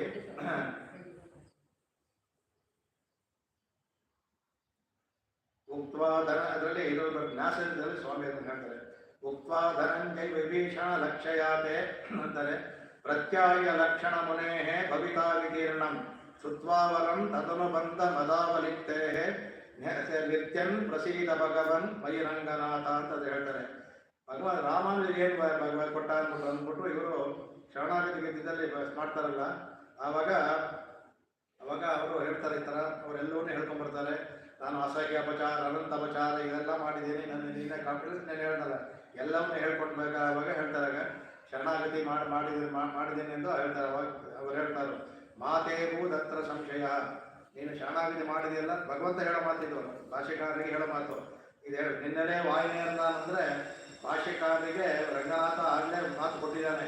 ಏನು ಮಾತು ಕೊಟ್ಟಿದ್ದಾನೆ ಹೇಳ್ತಾರೆ. ಅವ್ರು ಹೇಳ್ತಾರೆ, ಅವ್ರ ಹೇಳ್ತಾರೆ, ಅವನು ಹೇಳ್ತಾರೆ, ನಾನು ಒಬ್ಬರು ನನ್ನಲ್ಲಿ ಅಂದರೆ ಇದು 2 ವರ್ಷ ಹೇಳ್ದಲ್ಲ, ಅಭಯಂ ಸರ್ವಭೂತೇಭ್ಯೋ ದದಾಮೇದ ಪ್ರಥಮ ಮಮ ಅಂತ ರಾಮಾಯಣದಲ್ಲಿ ಹೇಳ್ದ. ಇಲ್ಲಿ ಮಾಮೇಕಂ ಶರಣಂ ವ್ರಜ ಅಹಂತ್ವ ಸರ್ವ ಪಾಪೇಭ್ಯೋ ಮೋಕ್ಷ ಇಚ್ಛಾಮಿ ಅಂತ ಹೇಳ್ದ. ಅದರಿಂದ ಹೇಳಿದ್ಮೇಲೆ ನಾನು ಹೇಳ್ತಾರೆ, ಅನೃತಂ ಲೋಕ್ತ ಪೂರ್ವಮ್ಮೆ, ಭಗವಂತ ತಾನೇ ಹೇಳೋದು, ಅನೃತಂ ಲೋಕ್ತ ಪೂರ್ವಮ್ಮೆ ಅದನ್ನ ನಚವಕ್ಷ ಕದಾಚನ ಒಂದ್ಸಲ ಹೇಳಿದ್ಮೇಲೆ ಆಗೋದೇ ಇಲ್ಲ. ಅದಕ್ಕೆ ರಾಮೋ ದ್ವಿರ್ನಾಭಿಭಾಷತೆ ಅಂತ, ರಾಮ ಒಂದ್ಸಲ ಹೇಳಿದ್ಮೇಲೆ ಅದನ್ನ ಮಾಡೋದಿಲ್ಲ ಅಂದ್ಬಿಟ್ಟು ಹೇಳ್ತಾ. ಅದಕ್ಕೆ ಸರ್ವಧರ್ಮ ಅಂತ 2 ಶ್ಲೋಕ ಬರ್ತಾ ಅದ್ರಲ್ಲಿ ಅರ್ಥದಲ್ಲಿ ಅದಕ್ಕೆ ಅದರಲ್ಲಿ ಏನೋ ಸರ್ವಧರ್ಮ ಅಂತ ರೀತಿಯ ಮಾಮೇಕಂ ಶರಣಮಜ ಅಹಂತ್ವ ಸರ್ವ ಪಾಪೇಭ್ಯೋ ಮೋಕ್ಷ ಇಚ್ಛಾಮಾಚ. ಆಮೇಲೆ ಸಗದೇವ ಪ್ರತನ್ನಾಯ ತವಾಸ್ಮಿ ಯಾಚದೆ ಅಭಯಂ ಸರ್ವಭೂತೇಭ್ಯೋ ದದಾಮೇತದ್ ಪ್ರಥಮ ಮಮ. ಇದು ಹೇಳ್ತಾರೆ ಭಗವಂತನೇ. ಇತಿ ಮಯೈವ ಹಿ ಉಕ್ತಂ, ಇದು ನನ್ನಿಂದಲೇ ಹೇಳಲ್ಪಟ್ಟಿದ್ದು. ರಂಗನಾಥರು ರಾಮಾನುಜರು ಹೇಳೋದು. ಇತಿ ಮಯೈವ ಹಿ ಉಕ್ತಂ, ನನ್ನಿಂದ ಹೇಳಲ್ಪಟ್ಟಿದ್ದು. ಅದರಿಂದ ಅತಸ್ಥಂ ಮದ್ಜ್ಞಾನ ಅಂದರೆ ಮದ್ಜ್ಞಾನ ದತ್ತ ದರ್ಶ ಪ್ರಾಪ್ತಿಷು, ನನ್ನವನ್ನು ಜ್ಞಾನದತ್ತ ಮಾಡ್ತಾರೆ ಅಂದರೆ ನಿಸ್ಸಂಶಯಂ ಸುಖಮಾತ್ವ ಅಂದರೆ ಯಾವ ಒಂದು ಸಂಶಯವಿಲ್ಲದೇನೆ ಸುಖವಾಗಿರೋ ಅಂದರೆ ನಿನಗೆ ಮೋಕ್ಷವನ್ನು ಕೊಡ್ತೇನೆ ಏನ್ಬಿಟ್ಟು ಅಂತ ಅದನ್ನ ತೆಗಿತಾರೆ. ಅದಕ್ಕೆ ರಾಮಾನುಜರಿಗೆ ಕೊಟ್ಟರೆ ಮಾತು ಕೊಟ್ಬಿಟ್ಟಿದ್ದಾರೆ ಭಗವಂತ. ಒಂದು ಸಲ ನನ್ನನ್ನು ಬಂದು ಸೇರಿದ್ರೆ ಅದು ನಾನೇ ಹೇಳಿರೋದ್ರಿಂದ ನಿಸ್ಸಂಶಯವಾಗಿ ಬಿಡ್ತೀನಿ, ಹಾಗಾಗಿ ನನಗೆ ಭಾಗ ತೆಗಿ ಅಂತ ಹೇಳ್ತಾರೆ. ಇದು ರಾಮಾನುಜರ ಕಾಲ ಬೇರೆ ಕಾಲ ಅಂದರೆ ಅನುಭವಿಸೋದಕ್ಕೆ ಆ ಥರ ಅವರೆಲ್ಲ ಮಾತು ಕೊಟ್ಟಿದ್ದಾನೆ ಭಗವಂತ ಅಂತಂದರೆ ಗೀತಲ್ಲಿ ಕೊಟ್ಟಿದ್ದಾನೆ ಮಾತು, ಅದನ್ನು ಹೇಳಿದ್ದಾನೆ. ಅದ್ರಲ್ಲಿ ಯಾವ ಸಂದೇಹ ಇಟ್ಕೋಬೇಡ, ನಾನೇ ಹೇಳಿದ ಮಾತು ಅಂತ ಯಾವಾಗ ಹೇಳುತ್ತೋ ಹಾಗೆ ನಾವು ಬಂದಿದ್ದೀವಿ ಇಲ್ಲಿ. ಅದರಿಂದ ನಿನ್ನೆಲೇ ವಾಯಿದೆ ಅಂತ ಅನ್ನುವಾಗ ಭಗವದ್ ಆಚಾರ್ಯ ಇಷ್ಟು ಪಾರ ಈ ಭಾಷಣಕ್ಕೆ ಎಲ್ಲ ಪೂರ್ವಚಾರರು ಸ್ವಾಶ್ರಯದಲ್ಲಿ ಭಗವದ್ ರಾಮಾನುಜರಿಗೆ ಕುರಿತೇ ಹೇಳಿದ್ದು ಅಂತಂದು ವ್ಯಾಖ್ಯಾನ ಮಾಡಿದ್ದಾರೆ. ಅಂದರೆ ಅವ್ರಿಗೆಲ್ಲ ಮುಂದೆ ಏನಾಗುತ್ತೆ ಗೊತ್ತಲ್ಲ, ಅದನ್ನೇ ಹೇಳಿ ಅವ್ರ ಪಗ್ರ ಮಾಡಿದ್ದಾರೆ ಅಂದ್ಬಿಟ್ಟು ಅಂತ. ಆಮೇಲೆ ಅದಕ್ಕೆ ತೂಯೋಮಾಯೊಂದು ಅಂತ ತುಯ್ಯಲೆ ಪಾಠ ಬಂದಾಗ ನೀನು ಪರೀಕ್ಷಿಸಬೇಕು, ಪರೀಕ್ಷಿಸಾಯ್ತಲ್ಲ, ನೀನು ಪರೀಕ್ಷೆ ಮಾಡಬೇಕು, ನೀನು ಕರ್ತವ್ಯ ಮಾಡಿದೆ. ಪರೀಕ್ಷೆ ಮಾಡಿಯಾಗಿ ಈಗ ನಿನಗೆ ನಂಬಿಕೆ ಬಂದಿದೆ ಅಂದ್ಕೊಳ್ತೀವಿ. ನಮ್ಮ ಇದೆಲ್ಲವೂ ಹೇಳಿದ್ದೀವಿ, ಯಾರು ಎಲ್ಲಿಂದ ಬಂದಿದ್ದೀವಿ, ಯಾಕೆ ಬಂದಿದ್ದೀವಿ, ಯಾವ ಥರ ಬಂದಿದ್ದೀವಿ ಎಲ್ಲ ಹೇಳಿದ್ದೀವಿ. ಅದರಿಂದ ನೀನು ಮೊದಲು ಹೇಳ್ತಲ್ಲ, ನೋಡೋಣ ಅಂತ ಹೇಳ್ತಿಲ್ಲ, ಮಾತನ್ನು ಬದಲಾಯಿಸಬೇಡ, ಮಾತಾದೆ ಅಂತ. ಇಲ್ಲಿ ಭಗವಂತ ಯಾವತ್ತೂ ಹೇಳ್ತಾನ. ಅನೃತಂ ನೋಟ ಪೂರ್ವೊಮ್ಮೆ ಅದ ನಚವಕ್ಷಾಗ್ರ ಅಂತ ಅವನು ಅನೃತಂ ಯಾವತ್ತೂ ಸುಳ್ಳು ಹೇಳಿದ್ದೇ ಇಲ್ಲ ನಾನು ಅಂದ್ಬಿಟ್ಟು ಹೇಳ್ತಾನ. ಅದರಿಂದ ಮಾತಾದೆ ಅಮ್ಮ, ಹೇಗೆ ಭಗವಂತ ತನ್ನ ಮಾತನ್ನು ಹೇಳಿದ್ನೋ ರಾಮಾನುಜರು ಹೇಳ್ಬೇಕಾದ್ರೆ ಮಯ ಗುಪ್ತ ನಾನು ಮಾತನ್ನು ರಾಮೋದ್ರನ ಹೇಳಿದ್ನ, ಆ ಥರ ನೀನು ಮಾತಾದೆ ಅಮ್ಮ, ದ್ವಾರಶೇಷಿಯಾದ ನೀನು ಅದೇ ಥರ ನಡ್ಕೋ, ಮುಖ್ಯಶೇಷಿಯ ಥರ ನಡ್ಕೋ, ಮತ್ತೆ ನಿನ್ನ ಮನಸ್ಸು ಬದಲಾಯಿಸಬೇಡ, ಸ್ವಲ್ಪ ಮನಸ್ಸು ಮಾಡ್ದಂಗಿದೆ, ಮತ್ತೆ ನೀನು ಹಿಂದಕ್ಕೆ ಹೋಗಿ ಬಿಡೋದಿಲ್ಲ ಅನ್ಬೇಡ ಅಂತ ಹೇಳ್ತಾರೆ. ಅಂದ್ರೆ ಪರೀಕ್ಷೆ ಮಾಡಿದೆಯಾ ಸಾಕು, ದಯವಿಟ್ಟು ಬಾಗಿಲು ತೆಗಿ ಅಂದ್ಬಿಟ್ಟು ಅವಾಗ ನೀವೇ ತಗೊಳ್ಳಿದ್ದಾಗ ಅದು ಈ ಬಾಗಿಲನ್ನ, ಏಕೆಂದರೆ ಅಜ್ಞಾನ ತುಂಬಿದೆ, ನೀನು ಆಚಾರ ಸ್ಥಾನದಲ್ಲಿದೆಯಾ, ಆಚಾರನಾದ ನೀನೇ ತೆಗಿಬೇಕು, ಅದು ನೀನೇ ಬಾಗಿಲು ತೆಗಿ ಅಂದ್ಬಿಟ್ಟು ಅಂತ ಹೇಳ್ತಾರೆ. ಅದಕ್ಕೆ ಇನ್ನೊಂದು ವ್ಯಾಖ್ಯಾನ ಹೇಳ್ತಾರೆ, ಈ ಬಾಗಿಲು ದೊಡ್ಡದು, ನಮ್ಮ ಕೈಲಿ ಆಗಲ್ಲ ಒಂದು. ಎರಡನೇದಾಗಿ ನಿಮ್ಮ ಇದಕ್ಕೆ ಅದು ಇದಾಗಿರುತ್ತೆ, ಹೇಗೆ ರಿಮೋಟ್ ಇದ್ದಂಗೆ ನಿನ್ನ ಸ್ಪರ್ಶಕ್ಕೆ ಅದು ಸ್ಪಂದಿಸುತ್ತೆ. ಹೇಗೆ ಹಸು, ಕೆಲವು ಹಸುಗಳು ಯಾರೋ ಒಂದು ಸ್ಪರ್ಶಕ್ಕೆ ಹಾಲು ಕೊಡುತ್ತೆ, ಬೇರೆಯವ್ರ ಸ್ಪರ್ಶ ಬಂದರೆ ಅದಕ್ಕೆ ಗೊತ್ತಾಗುತ್ತಲ್ಲ. ಅದಕ್ಕೆ ನಮ್ಮ ಸ್ಪರ್ಶಕ್ಕೆ ತೆಗೆಯುತ್ತಾ ಇಲ್ವೋ, ನಿನ್ನ ಸ್ಪರ್ಶಕ್ಕೆ ಬಾಗಿಲು ತಾನೇ ತಗೊಳ್ಳುತ್ತೆ. ನೀನು ಹುಟ್ಟಿದ್ರು ಸಾಕು, ಹಾಗಾಗಿ ನೀನೇ ತೆಗಿ. ಯಾಕಂದ್ರೆ ಅಚೇತನಕ್ಕೂ ಸಹ ಹೇಳ್ತಾ ಇದಕ್ಕೆ, ಅಚೇತನಗಳಿಗೂ ಸಹ ಇದು ನಾವು ರಾಮಾಯಣ ನೋಡ್ತೀವಿ. ರಾಮಾಯಣದಲ್ಲಿ ಪಟ್ಟಾಭಿಷೇಕ ಅಂದ ತಕ್ಷಣ ಎಲ್ಲ ಇದು ಹೂವು ಹಣ್ಣು ಬಿಡೋಕೆ ಶುರುವಾಗುತ್ತಂತೆ. ಅವ ಅಚೇತನ ವಸ್ತು ತನ್ನ ಮರ ಅಂದರೆ ಅವಕ್ಕೂ ಸಹ ಸ್ಪಂದಿಸುತ್ತೆ ಅನ್ನೋದಕ್ಕೆ ಹೇಳ್ತಾರೆ. ಅವು ಹೂವನ್ನೆಲ್ಲ ಬಿಡೋಕೆ ಇದಾಯ್ತು ಅಂದ್ಬಿಟ್ಟು ಅಂತ ಅದನ್ನ ಹೇಳ್ತಾರೆ. ಅದಕ್ಕೆ ಆ ನಕ್ಷತ್ರ ಇದು ಎಲ್ಲವೂ ಆ ಸಮಯದಲ್ಲಿ ರಾಮನ ಪಟ್ಟಾಭಿಷೇಕವಾಗ ಮರಗಳೆಲ್ಲ ಜೋರಾಗಿ ಇಪ್ಪಾಯ್ತಂತೆ. ನಕ್ಷತ್ರಗಳೆಲ್ಲ ಸೂರ್ಯ ಗಾಳಿ ಮರುತು ನಿಧಾನಕ್ಕೆ ಮಂದವಾಗಿ ಬೀಸ ಶುರು ಮಾಡಿದಂತೆ. ಸೂರ್ಯ ತೀಕ್ಷ್ಣತೆಯನ್ನು ಕಡಿಮೆ ಮಾಡಿಕೊಂಡು ರಾಮನ ಪಟ್ಟಾಭಿಷೇಕ ಆಗುತ್ತೆ ಅಂದ್ಬಿಟ್ರು ಅಂತ ಎಲ್ಲವೂ ಸಹ ಆ ಗ್ರಹಗಳು ಎಲ್ಲವೂ ಸಹ ರಾಮನ ಪಟ್ಟಾಭಿಷೇಕ ಸಂತೋಷದಿಂದ ಸ್ಪಂದಿಸ್ತು ಅಂತ ರಾಮಾಯಣದಲ್ಲಿ ಬರುತ್ತೆ. ಇವೆಲ್ಲ ಅಚೇತನವಾಯ್ತಲ್ಲ ಅಂದ್ರೆ ಅಚೇತನ ವಸ್ತುಗಳು ಸಹ ಸ್ಪಂದಿಸುತ್ತೆ. ಈಗಲೂ ನೋಡ್ಬೋದು ನೀವು ಹಸುವನ್ನ ಯಾವುದನ್ನ ಆಗಲಿ, ಇಲ್ಲ ಹೂವನ್ನ ಕೀಳ್ತಿರಲ್ಲ, ನಿತ್ಯನ ಹೂವನ್ನ ಕೀಳ್ಬೇಕಾದ್ರೆ ನಾವು ಕ್ಷಮಾಪಣೆ ಕೇಳೋದಿಲ್ಲ. ನಾವು ಗಾಯ ಮಾಡ್ತೀವಿ, ಗೊಂಬೆ ಬಗ್ಗಿಸ್ತೀವಿ, ಕೀಳ್ತೀವಿ, ಮಾಡ್ತೀವಿ. ಒಂದು ಕ್ಷಮಾಪಣೆ ಕೋಳಿ ಕೇಳ್ಬಿಟ್ಟು ಮಾಡಿ ನೀವು ಆ ವ್ಯತ್ಯಾಸ ಮಾಡೋದಕ್ಕೆ ಅವು ಸ್ಪಂದಿಸುತ್ತೆ. ಅವು ಕರುಗಳು ಅಷ್ಟೇ ನೋಡಿ, ನೇಣಿ ಎಲ್ಲ ಮಾಡಿ ಸ್ಪಂದಿಸುತ್ತೆ. ಅವು ಕೃಷ್ಣ ಕರೆದ ತಕ್ಷಣ ಬರ್ತಾ ಇತ್ತು ಅಂತ ಹೇಳುತ್ತಲ್ಲ, ಸ್ಪಂದಿಸುತ್ತೆ. ಅದು ಅಚೇತನ ವಸ್ತುಗಳು ಸಹ ಸ್ಪಂದಿಸುತ್ತೆ. ಅದು ಯಾವ ಸಂಶಯವಿಲ್ಲ, ಯಾವುದೇ ಆಗಲಿ ಅಚೇತನ ವಸ್ತು ನಾವು ಅದನ್ನು ಪ್ರೀತಿಯಿಂದ ನೋಡಿಕೊಂಡ್ರೆ ಸ್ಪಂದಿಸುತ್ತೆ. ನಾವು ಬೈತಾ ಇದ್ದರೆ ನೀನು ದರಿದ್ರ ಅಂತ ಅದು ಹಾಗೆ ಇರ್ತದೆ, ತಮ್ಮ ಇದಾಗೆ ಇರ್ತಾ ಇರೋದು. ಅಚೇತನ ವಸ್ತುಗಳು ಸಹ ನಮಗಿದ್ದಂತೆ ಸ್ಪಂದಿಸುತ್ತೆ.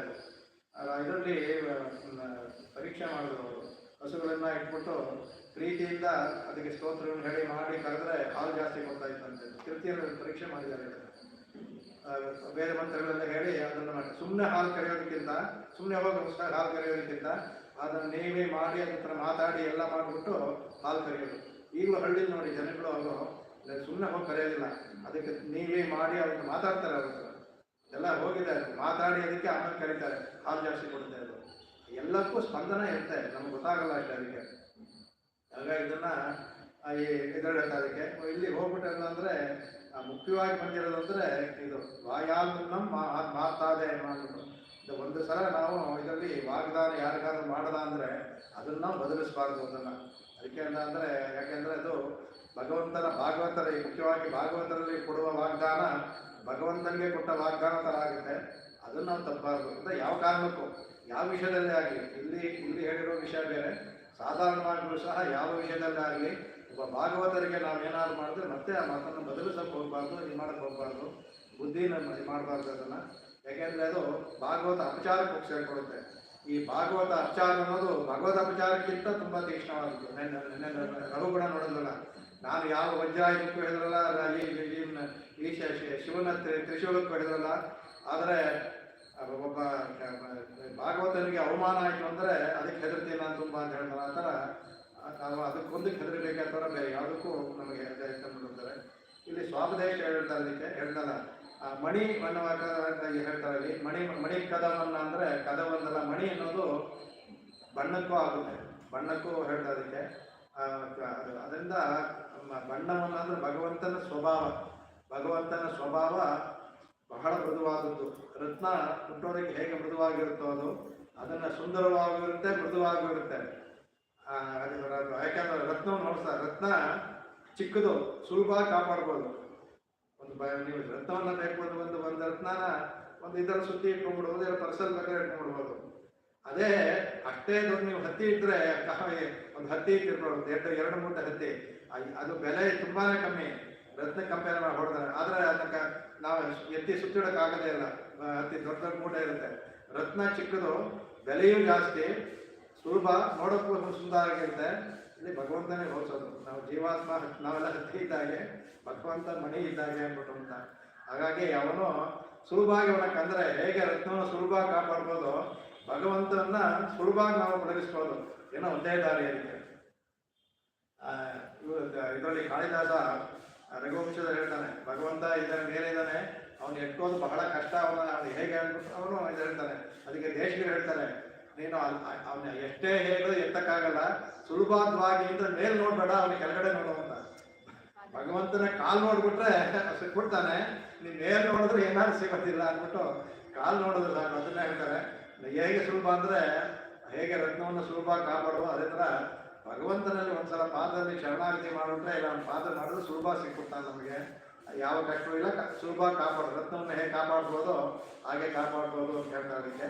ಆಮೇಲೆ ಅವನ ಸ್ವಭಾವವು ಅದೇ ಥರ ಇರುತ್ತೆ. ಭಗವಂತ ಮೃದು ಸ್ವಭಾವ. ಆ ಮೃದು ಸ್ವಭಾವ ಅಂದರೆ ದಯೆ, ಕಾರ್ಪಣ್ಯದು, ಕರುಣೆ ಅದಕ್ಕೆ ಹೋಲಿಸ್ಬೋದು ಅದಕ್ಕೆ. ಅಂತಂದರೆ ಪರತ್ವ, ಸೌಲಭ್ಯ, ಹೇಗೆ ಅತ್ಯಂತ ಬೆಲೆ ಬಾಳದ್ದು ಅಂತ ರತ್ನವನ್ನು ಎಲ್ಲಿಡ್ತೀವಿ, ಜೋಪಾನ ಇಡ್ತೀವಿ, ಹಾಗೆ ಅವನ ಪರತ್ವ. ಆಮೇಲೆ ಸುಲಭ ಆಗಿರೋದು ಸೌಲಭ್ಯ, ಕಾಪಾಡೋ ಸುಲಭ, ಸೌಲಭ್ಯ, ತುಂಬ ಬೆಳೆ, ಪರತ್ವ, ಎರಡೂ ಸಹ ರತ್ನಕ್ಕೆ ಇರೋದ್ರ ಭಗವಂತನ ರತ್ನಕ್ಕೆ ಹೋಲಿಸ್ಬೋದು ಅಂತ ಹೇಳ್ತಾ ಅದಕ್ಕೆ ತಮಿಳಲ್ಲಿ ಮೇನ್ಮೈ, ಎಳಿಮೈ ಅಂತ ಹೇಳ್ತಾರೆ. ಭಗವಂತನ ಮೇನ್ಮೈ, ಅವನು ಅತ್ಯಂತ ಬೆಲೆ. ಎಳಿಮೈ ಅಂದರೆ ದಾಸರಿಗೆ ದಾಸರಾಗ್ಬಿಡ್ತಾನೆ ಅವನು, ಅದರಿಂದ ಎಳಿಮೈ. ಆ ಎರಡೂ ಸಹ ಅದನ್ನ ಹೇಳ್ತಾ ಅದಕ್ಕೆ. ಆಮೇಲೆ ಅದು ಹೇಳ್ತಾ ಅದಕ್ಕೆ ಇದನ್ನು ಹೇಗಪ್ಪ ಆಗುತ್ತೆ ಅಂತಂದ್ರೆ ನಾನು ಹೇಳ್ತಾರೆ, ಹಿರಣ್ಮಯೇನ ಪಾತ್ರೇಣ ಸತ್ಯಶ್ಚ ಪೀತಮುಖಂ ತತ್ವಂ ಪೂಷನ್ ಅಪಾವನು ಸತ್ಯಧರ್ಮಾಯ ದೃಷ್ಟಯೇ ಅನ್ಬಿಟ್ಟು ಅಂತ ಇನ್ನೊಂದು ಮಂತ್ರ ಬರುತ್ತೆ ಅದರಲ್ಲಿ. ಭಗವಂತ ಸುಂದರ ಇದರಲ್ಲಿದ್ದಾನೆ. ಇದನ್ನು ಹಿಂದೆ ಯಾವುದೋ ಒಂದು ಭಾಷೆದಲ್ಲಿ ಹೇಳಿದ್ದೇನೆ. ಹಿರಣ್ಯಮಯವಾಗಿ ಸೂರ್ಯನಲ್ಲಿದ್ದಾನೆ. ಆ ಸೂರ್ಯನಲ್ಲಿರೋ ಭಗವಂತ ನೋಡೋಕ್ಕಾಗಲ್ಲ, ಯಾಕಂದ್ರೆ ಅವನ ತೀಕ್ಷ್ಣತೆ ಇರ್ತಲ್ಲ. ಅದಕ್ಕೆ ಹೇಳ್ತಾರೆ, ನೀನು ಮುಚ್ಕೊಂಡ್ಬಿಟ್ಟಿದೆಯಲ್ಲಪ್ಪ. ಹಿರಣ್ಮಯೇನ ಪಾತ್ರೇಣ ಸತ್ಯಶ್ಚಾಪಿ ಹಿತಂ ಮುಖಂ. ಅವನ ಸುವರ್ಣ ಬಣ್ಣ ನಿನ್ನದು ಅದರಿಂದ ಅವನ ಮುಖ ಮರೆ ಮಾಡಿಸ್ಕೊಂಡ್ಬಿಟ್ಟಿದೆ. ಅದಕ್ಕೆ ತತ್ವಂ ಪೂಷಂ ಅಪಾವಣಂ. ಸೂರ್ಯನೇ ಸ್ವಲ್ಪ ಆ ಕಡೆ ಸರಿ ಅಂದರೆ ನೀನು ತೀಕ್ಷ್ಣತೆಯನ್ನು ಕಡಿಮೆ ಮಾಡ್ಕೊ. ಸತ್ಯಧರ್ಮಾಯ ದೃಷ್ಟಯೇ. ಆ ಸತ್ಯ ಭಗವಂತನ ನೋಡೋದಕ್ಕೋಸ್ಕರ ನೀನು ಸ್ವಲ್ಪ ಆಚೆ ಹೋಗು ಅನ್ನೋದು. ಅದಕ್ಕೆ ಇದನ್ನ ಹೇಳ್ದಂಗೆ ನಮ್ಮ ದೇಹವೇ ಒಂದು ಪಾತ್ರೆ, ಒಳಗಡೆ ಇರುವ ಜೀವಾತ್ಮ. ಆ ಜೀವಾತ್ಮ ಕತ್ತಿಯ ಹೊರೆ ಇದ್ದಂಗೆ, ಅದರ ಒಳಗಡೆ ಭಗವಂತ ಕತ್ತಿ ಇದ್ದಾಗ ಇದ್ದಾನೆ ಅವನು. ನಮ್ಮ ದೇಹ ಅನ್ನೋದು ಇದ್ದಂಗೆ, ಅದು ಹೊರೆ ಇದೆಯಲ್ಲ, ಜೀವಾತ್ಮ ಹೊರೆ ಇದ್ದಂಗೆ. ಅದರೊಳಗಡೆ ಭಗವಂತ ಮಣಿ ಥರ ಇದ್ದಾನೆ, ಅವನು ಕತ್ತಿ ಥರ ಇದ್ದಾನೆ. ಹಾಗಾಗಿ ಅವನನ್ನ ತಿಳ್ಕೊಳ್ಬೇಕಂದ್ರೆ ಆಚಾರ್ಯರೇ ಬೇಕು. ಅದಕ್ಕೆ ಶಾಂತವರ್ಷದಲ್ಲಿ ಆಚಾರ್ಯ ಕೊಂಡಂತೆ ಆಚಾರ್ಯ ದೇವ ವಿದ್ಯಾ ವಿದಿತ ಸಾರಿಷ್ಟ ಪ್ರಾಪತೆ ಅಂತ. ಅದರಿಂದ ಇದಕ್ಕೆ ಆಚಾರ್ಯನನ್ನೇ ನೀವು ಹೊಂದಬೇಕು ಅಂತ ಶ್ರುತಿನೇ ಹೇಳ್ಬಿಡ್ತು. ನೇರವಾಗಿ ಆಗಲ್ಲ. ಆಚಾರ್ಯನ ಮೇಲೆ ವಿದ್ಯಾ ವಿದಿತ, ವಿದ್ಯೆಯಿಂದ ವಿದಿತರಾದಂಥವರು ಸಾಧಿಷ್ಟ ಪ್ರಾಪತೆ, ಅವರನ್ನ ನೀವು ಹೋಗಿ ಹೊಂದಬೇಕು. ಯಾಕೆಂದ್ರೆ ಆಚಾರ್ಯವಾನ್ ಪುರುಷೋ, ಶ್ರುತಿನೇ ಕೊಂಡಂತೆ ಆಚಾರ್ಯವಾನ್ ಪುರುಷೋ ವೇದ ಅಂತ ತಿಳ್ಕೊ. ವೇದ ಅಂತ ತಿಳ್ಕೊ, ಯಾರು ಆಚಾರ್ಯನನ್ನೇ ಭಗವಂತ ಅಂತ ತಿಳ್ಕೊ ಅಂತ. ಆಚಾರ್ಯವಾನ್ ಪುರುಷ ಅಂತ ವೇದ ಅಂತ ತಿಳ್ಕೊ ಅಂತ ತಿಳ್ಕೊಂತ ಅದನ್ನ ಹೇಳ್ತೆ. ಯಾತಕ್ಕೆ ಅಂದ್ರೆ ಹೇಳಿದೆ ಯಾಕಂದ್ರೆ ಒಂದು ಆಚಾರ್ಯರು ಎಲ್ಲವನ್ನೂ ತಿಳ್ಕೊಂಡಿದ್ದಾರೆ. ಆಚಿನೋತಿ ಶಾಸ್ತ್ರಾರ್ಥಾನ್ ಆಚಾರ್ಯ ಸ್ಥಾಪಯಸ್ಯವಿ ಸ್ವಯಂ ಆಚರದೆ ಯಸ್ಮಾತ್ ತಸ್ಮಾತ್ ಆಚಾರ್ಯ ಉಚ್ಯತೆ ಅಂತ. ಅವರು ಎಲ್ಲ ಶಾಸ್ತ್ರಗಳನ್ನು ಅದಕ್ಕೆ ಹುಡುಕಿ ಅದರಲ್ಲಿ ಸಂಶೋಧನೆ ಮಾಡಿ ಎಲ್ಲ ಅರ್ಥಗಳನ್ನು, ಶಾಸ್ತ್ರಾರ್ಥಗಳನ್ನು ತಗೊಂಡು ತಾವೇ ಅದನ್ನು ತಮ್ಮ ನಿತ್ಯ ಜೀವನದಲ್ಲಿ ಅಳವಡಿಸ್ಕೊಳ್ತಾರೆ. ಸ್ಥಾಪಯತ್ಯಪಿ, ತಾವೇ ಮಾಡ್ಕೊಳ್ತಾರೆ. ಅಷ್ಟೇ ಅಲ್ಲ, ಮಾಡ್ಕೊಂಡು ಸ್ವಯಂ ಆಚರತೆ, ತಮ್ಮ ಆಚರಣೆಯಲ್ಲೂ ಸಹ ಅದನ್ನು ಮಾಡ್ತಾರೆ. ತಾವು ಕಂಡುಹಿಡಿ ಇಟ್ಕೊಂಡಿರೋದೆಲ್ಲ ತಮ್ಮ ಆಚರಣೆಯಲ್ಲಿ ಇಟ್ಕೊಳ್ತಾರೆ. ಅದರಿಂದ ಅವನ್ನ ಆಚಾರ್ಯ ಅಂತ ಕರಿತೀವಿ. ಅವರಿಂದ ಮಾತ್ರ ನಾವು ತೆಗೆಯೋಕೆ ಆಗುತ್ತೆ. ಹಾಗಾಗಿ ನೀನು ಆಚಾರ್ಯ ಸ್ಥಾನದಲ್ಲಿದೆಯಾ, ನೀನೇ ಬಾಗಿಲು ತೆಗಿಬೇಕು. ನಾವು ತೆಗೆದ್ರೆ ಅದು ನೀನು ಆಚಾರ್ಯ ಸ್ಥಾನದಲ್ಲಿ ಮಾಡೋ ಕೆಲಸ ಸರಿ ಬರೋದಿಲ್ಲ, ನೀನು ನಮ್ಗೆ ತೋರಿಸ್ಬೇಕು ಅಂತ. ಮೇಲೆ ಇನ್ನೊಂದು ಅರ್ಥ ಅಂದರೆ ಹೇಳ್ದಲ್ಲ, ಇದು ಮೊದಲನೇ ಇದು ಮೂಲ ಮಂತ್ರ, ಅದು ಕೊಯ್ಲ್ ವಾಶಲ್ಕ ಮೂಲ ಮಂತ್ರ. ಆಮೇಲೆ ಕೊಡಿತೋರ್ಣಂ ಅನ್ನೋದು ತೋರಣ ವಾಶಲ್ ದ್ವಯ ಮಂತ್ರ, ಕೊಡಿತೋರ್ಣಂ ಅನ್ನೋದು ಚರ್ಮ ಶ್ಲೋಕ. ಈ ಕೊಯ್ಲ್ ವಾಶಲ್ ಅನ್ನೋದು ಭಗವಂತನನ್ನ ನಾಯಕ ಸ್ಥಾನದಲ್ಲಿ ಇಟ್ಟೋದ್ರಿಂದ ಅವನಿಗೆ ನೀನು ಈ ಮೂರು ಇದೆಯಲ್ಲ, ಅದನ್ನ ಈ ಮೂಲ ಮಂತ್ರದ ಅರ್ಥವನ್ನ ನೀನು ಉಪದೇಶ ಮಾಡಬೇಕು. ಬಾಗಿಲನ್ನು ತೆಗೆ ಅಂತ ಅಂದ್ರೆ ಈ ಮಂತ್ರಾರ್ಥ, ಮಂತ್ರಾರ್ಥವನ್ನ ನೀನು ತಿಳಿಸ್ಬೇಕು ಅಂತ. ಬಾಗಿಲು ತೆಗೆಯಲ್ಲ ಅಂತ ಮಣಿಕದವಂತ ಅಂದ್ರೆ ಆ ಮಂತ್ರ, ಮಣಿ ಅನ್ನೋದು ಮಂತ್ರ. ಬಾಗಿಲು ತೆಗೆದ್ರೆ ಅದು ಅರ್ಥನ ಪ್ರಕಾಶ ಆಗುತ್ತೆ. ಅರ್ಥವನ್ನು ನೀನು ಪ್ರಕಾಶ ಮಾಡಬೇಕು. ಯಾವುದು ಮೂಲ ಮಂತ್ರ, ತೋರಣ ವಾಶಲ್ ದ್ವಯ ಮಂತ್ರ, ಆಮೇಲೆ ಕೊಡಿತೋರಣ ತೋರೋದು ಚರ್ಮ ಶ್ಲೋಕ ಆಗುತ್ತೆ. ಆ ಮೂರೂ ಸಹ ನಮಗೆ ನೀನು ತೆಗೆದು ತೋರಿಸ್ಬೇಕು, ಆಚಾರ್ಯರಾದರೂ ತೋರಿಸ್ಬೇಕು. ಅದರಿಂದ ಅದನ್ನ ನೀನು ನಮಗೆ ತೋರಿಸ್ಬೇಕು ಅಂತ. ಇದು ರಹಸ್ಯ ತ್ರಯ, ದ್ವಯ, ಚರ್ಮ ಶ್ಲೋಕ, ಮೂಲ ಮಂತ್ರ, ರಹಸ್ಯ ತ್ರಯ. ಈ ರಹಸ್ಯ ತ್ರಯವನ್ನ ನೀನು ನಮಗೆ ತೋರಿಸ್ಬೇಕು ಅಂತ ಅದನ್ನು ತೋರಿಸ್ಕೊಡ್ತಾರೆ, ಹೇಳ್ತಾರೆ. ಅದಕ್ಕೆ ಅದರಲ್ಲೂ ಆ ಥರದಕ್ಕೆ ವ್ಯಾಖ್ಯಾನ ಮಾಡ್ತಾರೆ ಅದಕ್ಕೆ. ಆಮೇಲೆ ಇದರಲ್ಲಿ ಇನ್ನೊಂದೇನಲ್ಲ ಅಂದರೆ ತೂಯೋಮಾಯ ಅಂತ ಅನ್ನೋದಕ್ಕೆ ಇಂದ್ರಿಯ ನಿಗ್ರಹಕ್ಕೆ ಹೋಲಿಸಿದ್ದಾರೆ. ನಾವು ತೂಯೋಮಾಯ ಬಂದಿದ್ದೀವಿ ಅಂದರೆ ಇಂದ್ರಿಯ ನಿಗ್ರಹದಿಂದ ಬಂದಿದ್ದೀವಿ. ನಾವು ಭಗವಂತನ ನೋಡೋದು ಬೇರೆ ಯಾವುದೇ ಕಾಮ್ಯ ಲೋಕ, ಈ ಪ್ರಾಪಂಚಿಕ ಗ್ರಾಮ್ಯ ಸುಖಕ್ಕೆ, ಗ್ರಾಮ್ಯ ಕಾಮಕ್ಕಾಗಿ ಬಂದಿಲ್ಲ ನಾವು. ಬಂದಿರೋದು ಭಗವಂತನ ಮನಸ್ಸಿನಲ್ಲಿ ಅವನ್ನ ಧಾರಾಳ ನಿರ್ಮಾಣ ಮಾಡಿ ಅದರಿಂದ ಇಂದ್ರಿಯ ನಿಗ್ರಹದೊಂದಿಗೆ ಬಂದಿದ್ದೀವಿ. ಗ್ರಾಮ್ಯ ಸುಖವನ್ನು ಅಪೇಕ್ಷಿಸಿ ನಾವು ಬಂದಿಲ್ಲ ಅನ್ಬಿಟ್ಟ ಅಂತ ಅಂದರೆ ಹೇಳ್ತಾ ಅದಕ್ಕೆ ತುಯಿಲಯ ಪಾಡುವಾನ್ ಅಂತ ಹೇಳ್ದದಕ್ಕೆ.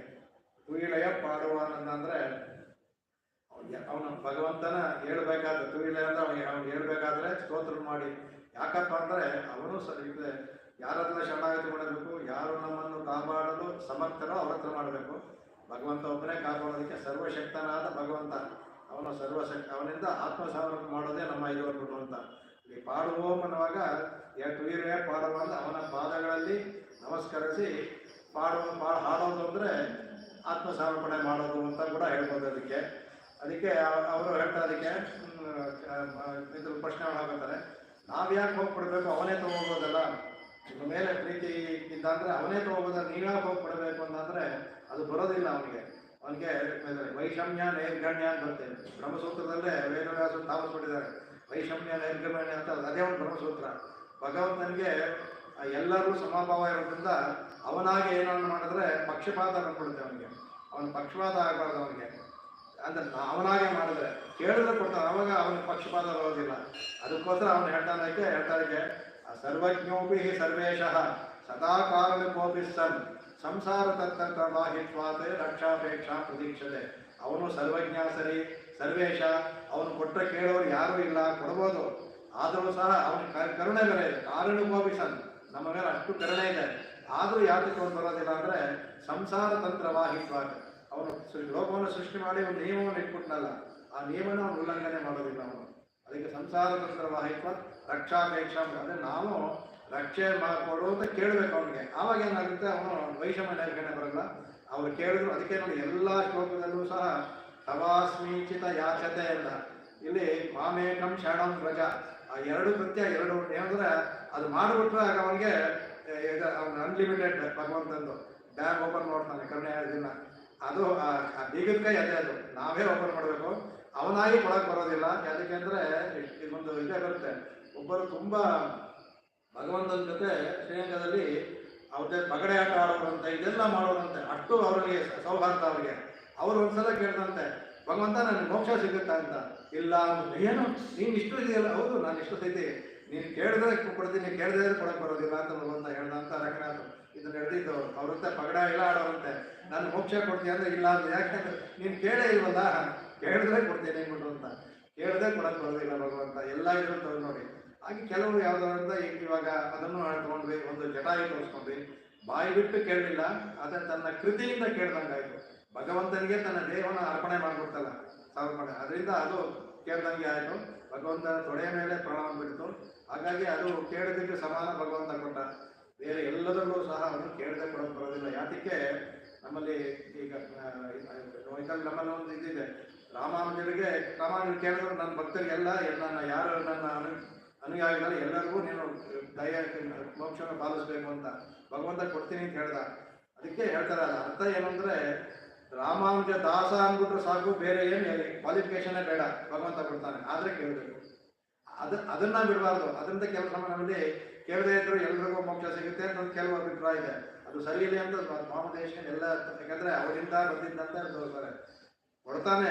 ರಾಮಾನುಜ ದಾಸ ಅಂದ್ರೆ ತಕ್ಷಣ ಅಂದ್ರೆ ಫಸ್ಟ್ ಪ್ರಿಫರೆನ್ಸು ಇದರ VIP ಟಿಕೆಟ್ ಇದ್ದಂಗೆ ಅಷ್ಟೇ ರಾಮಾನುಜ ದಾಸ ಅಂತಾರೆ. ಆದರೆ ಕೇಳದೇ ಇಲ್ಲ, ನೀವು ಹೋಗ್ಲೇಬೇಕು ಒಳಗಡೆ, ಬಾಗಿಲು ಒಳಗಡೆ ಹೋಗ್ದೆ ಅಂತಾನೆ ನಿಮಗೆ ಒಳಗಡೆ ಕೊಡ್ಬೇಕಾದ್ರೆ, ಮನೆಯಲ್ಲಿದ್ದೆ ನಮ್ಗೆ ಹೋಗೋಕ್ಕಾಗೋದಿಲ್ಲ. ಆ ಥರ ರಾಮಾನುಜ ದಾಸ ಅಂದರೆ ಖಂಡಿತ ಉಂಟು. ಅದಕ್ಕೆ ಅದರಲ್ಲಿ ಶ್ರೀವೈಷ್ಣವ ಅಂದರೆ ಯಾವ ಸಂದೇಹವೂ ಇಲ್ಲ. ಆದರೆ ರಕ್ಷಾಪೇಕ್ಷಾ ಪ್ರತೀಕ್ಷೆ ಅನ್ನೋದು ಶಾಸ್ತ್ರ. ಅದು ಆ ಶಾಸ್ತ್ರವನ್ನು ಅವನು ಯಾವತ್ತೂ ಬೀರೋದಿಲ್ಲ. ಅದನ್ನ ಇಲ್ಲಿ ತೋರಿಸ್ತಾ. ಅದಕ್ಕೆ ಮೂರು ಇದನ್ನು ಹೇಳ್ತಾ ಇದ್ರಲ್ಲಿ. ಇಲ್ಲಿ ಮುಂದಕ್ಕೆ ಹೋಗ್ಬೇಕಾದ್ರೆ ಈ ಭಾಷಣದಲ್ಲಿ ಇವರನ್ನು ಹೇಳ್ತಾರೆ. ಮುಂದೆ ನಂದಗೋಪನನ್ನ ಎಬ್ಬಿಸೋದು ತೋರಿಸ್ತಾರೆ. ನಂದಗೋಪ ಅವನು ಆಚಾರ್ಯ, ಯಶೋದೆ ಅವಳು ಆಚಾರ್ಯ ಸ್ಥಾನದಲ್ಲಿ ಹೋಗ್ತಾಳೆ. ಅವರಿಗೆ ಇದು ಮಾಡಿ ಸುಪ್ರಭಾತ ಹೇಳಿ ಆಮೇಲೆ ಮೂರನೇ ಭಾಷಣದಲ್ಲಿ ಅವಳು ಒಳಗಡೆ ಹೋಗ್ತಾಳೆ. ಅವಳು ಭಗವಂತನ ನೋಡಕ್ಕೆ ಹೋಗ್ತಾಳೆ. ಅದಕ್ಕೆ ಇದರಲ್ಲಿ ಒಂದು ಅದ್ಭುತವಾದಂಥ ಇದಿದೆ, ದಹರೋಪಾಸನೆ ಬರುತ್ತೆ ಇದರಲ್ಲಿ. ಬಹಳ ಮುಖ್ಯವಾದದ್ದು, ಅದನ್ನು ಹೇಳ್ತೀನಿ ಇದರಲ್ಲಿ. ಆ ದ್ವಾರಪಾಲಕರ ಇದರಿಂದ ಆ ದಹರೋಪಾಸನೆ ಕೂಡ ತೋರಿಸಿದ್ದಾರೆ. ಅದನ್ನು ಅದನ್ನು ನಿಮಗೆ ತೋರಿಸ್ಕೊಳ್ಳೋದ್ರಲ್ಲಿ ಏನಪ್ಪ ಅಂತಂದರೆ,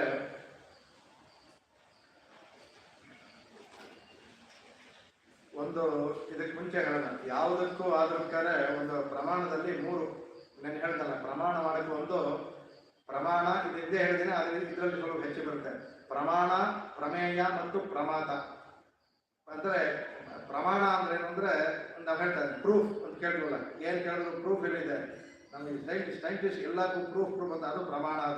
ಅದಕ್ಕೆ ಪ್ರಮಾಕರಣ ಪ್ರಮಾಂದ್ರ ಬುದ್ಧಿಯನ್ನು ಉಂಟು ಮಾಡೋದು ಪ್ರಮಾಣ. ಪ್ರಮಾಣಂ ಅಂತ ಶಾಸ್ತ್ರದಲ್ಲಿ, ಸಂಸ್ಕೃತದಲ್ಲಿ ಬುದ್ಧಿಯಿಂದ ಅರಿಯುವುದು ಪ್ರಮಾಣ. ಈಗ ಎದುರಿಗಿದೆ ಇಲ್ಲೊಂದಿದೆ, ಈಗ ನೋಡಿ ಇಲ್ಲೊಂದು ಇದಿದೆ, ಅಲ್ಲಿ ಮೊಬೈಲ್ ಇದೆ, ಅದನ್ನ ಇದರ ಸ್ಟ್ಯಾಂಡ್, ಇದು ಎದುರು ಕಾಣುತ್ತಲ್ಲ, ಇದು ಪ್ರಮಾಣ. ಇದು ಇನ್ನು ಪ್ರಮೇಯ ಅಂದ್ರೆ ಏನಂದ್ರೆ, ಈ ಬುದ್ಧಿಯಿಂದ ಯಾವ ವಸ್ತುವನ್ನು ತಿಳ್ಕೊಳ್ಳೋಕೆ ಇಷ್ಟಪಡ್ತೀವೋ ಅದು ಪ್ರಮೇಯ.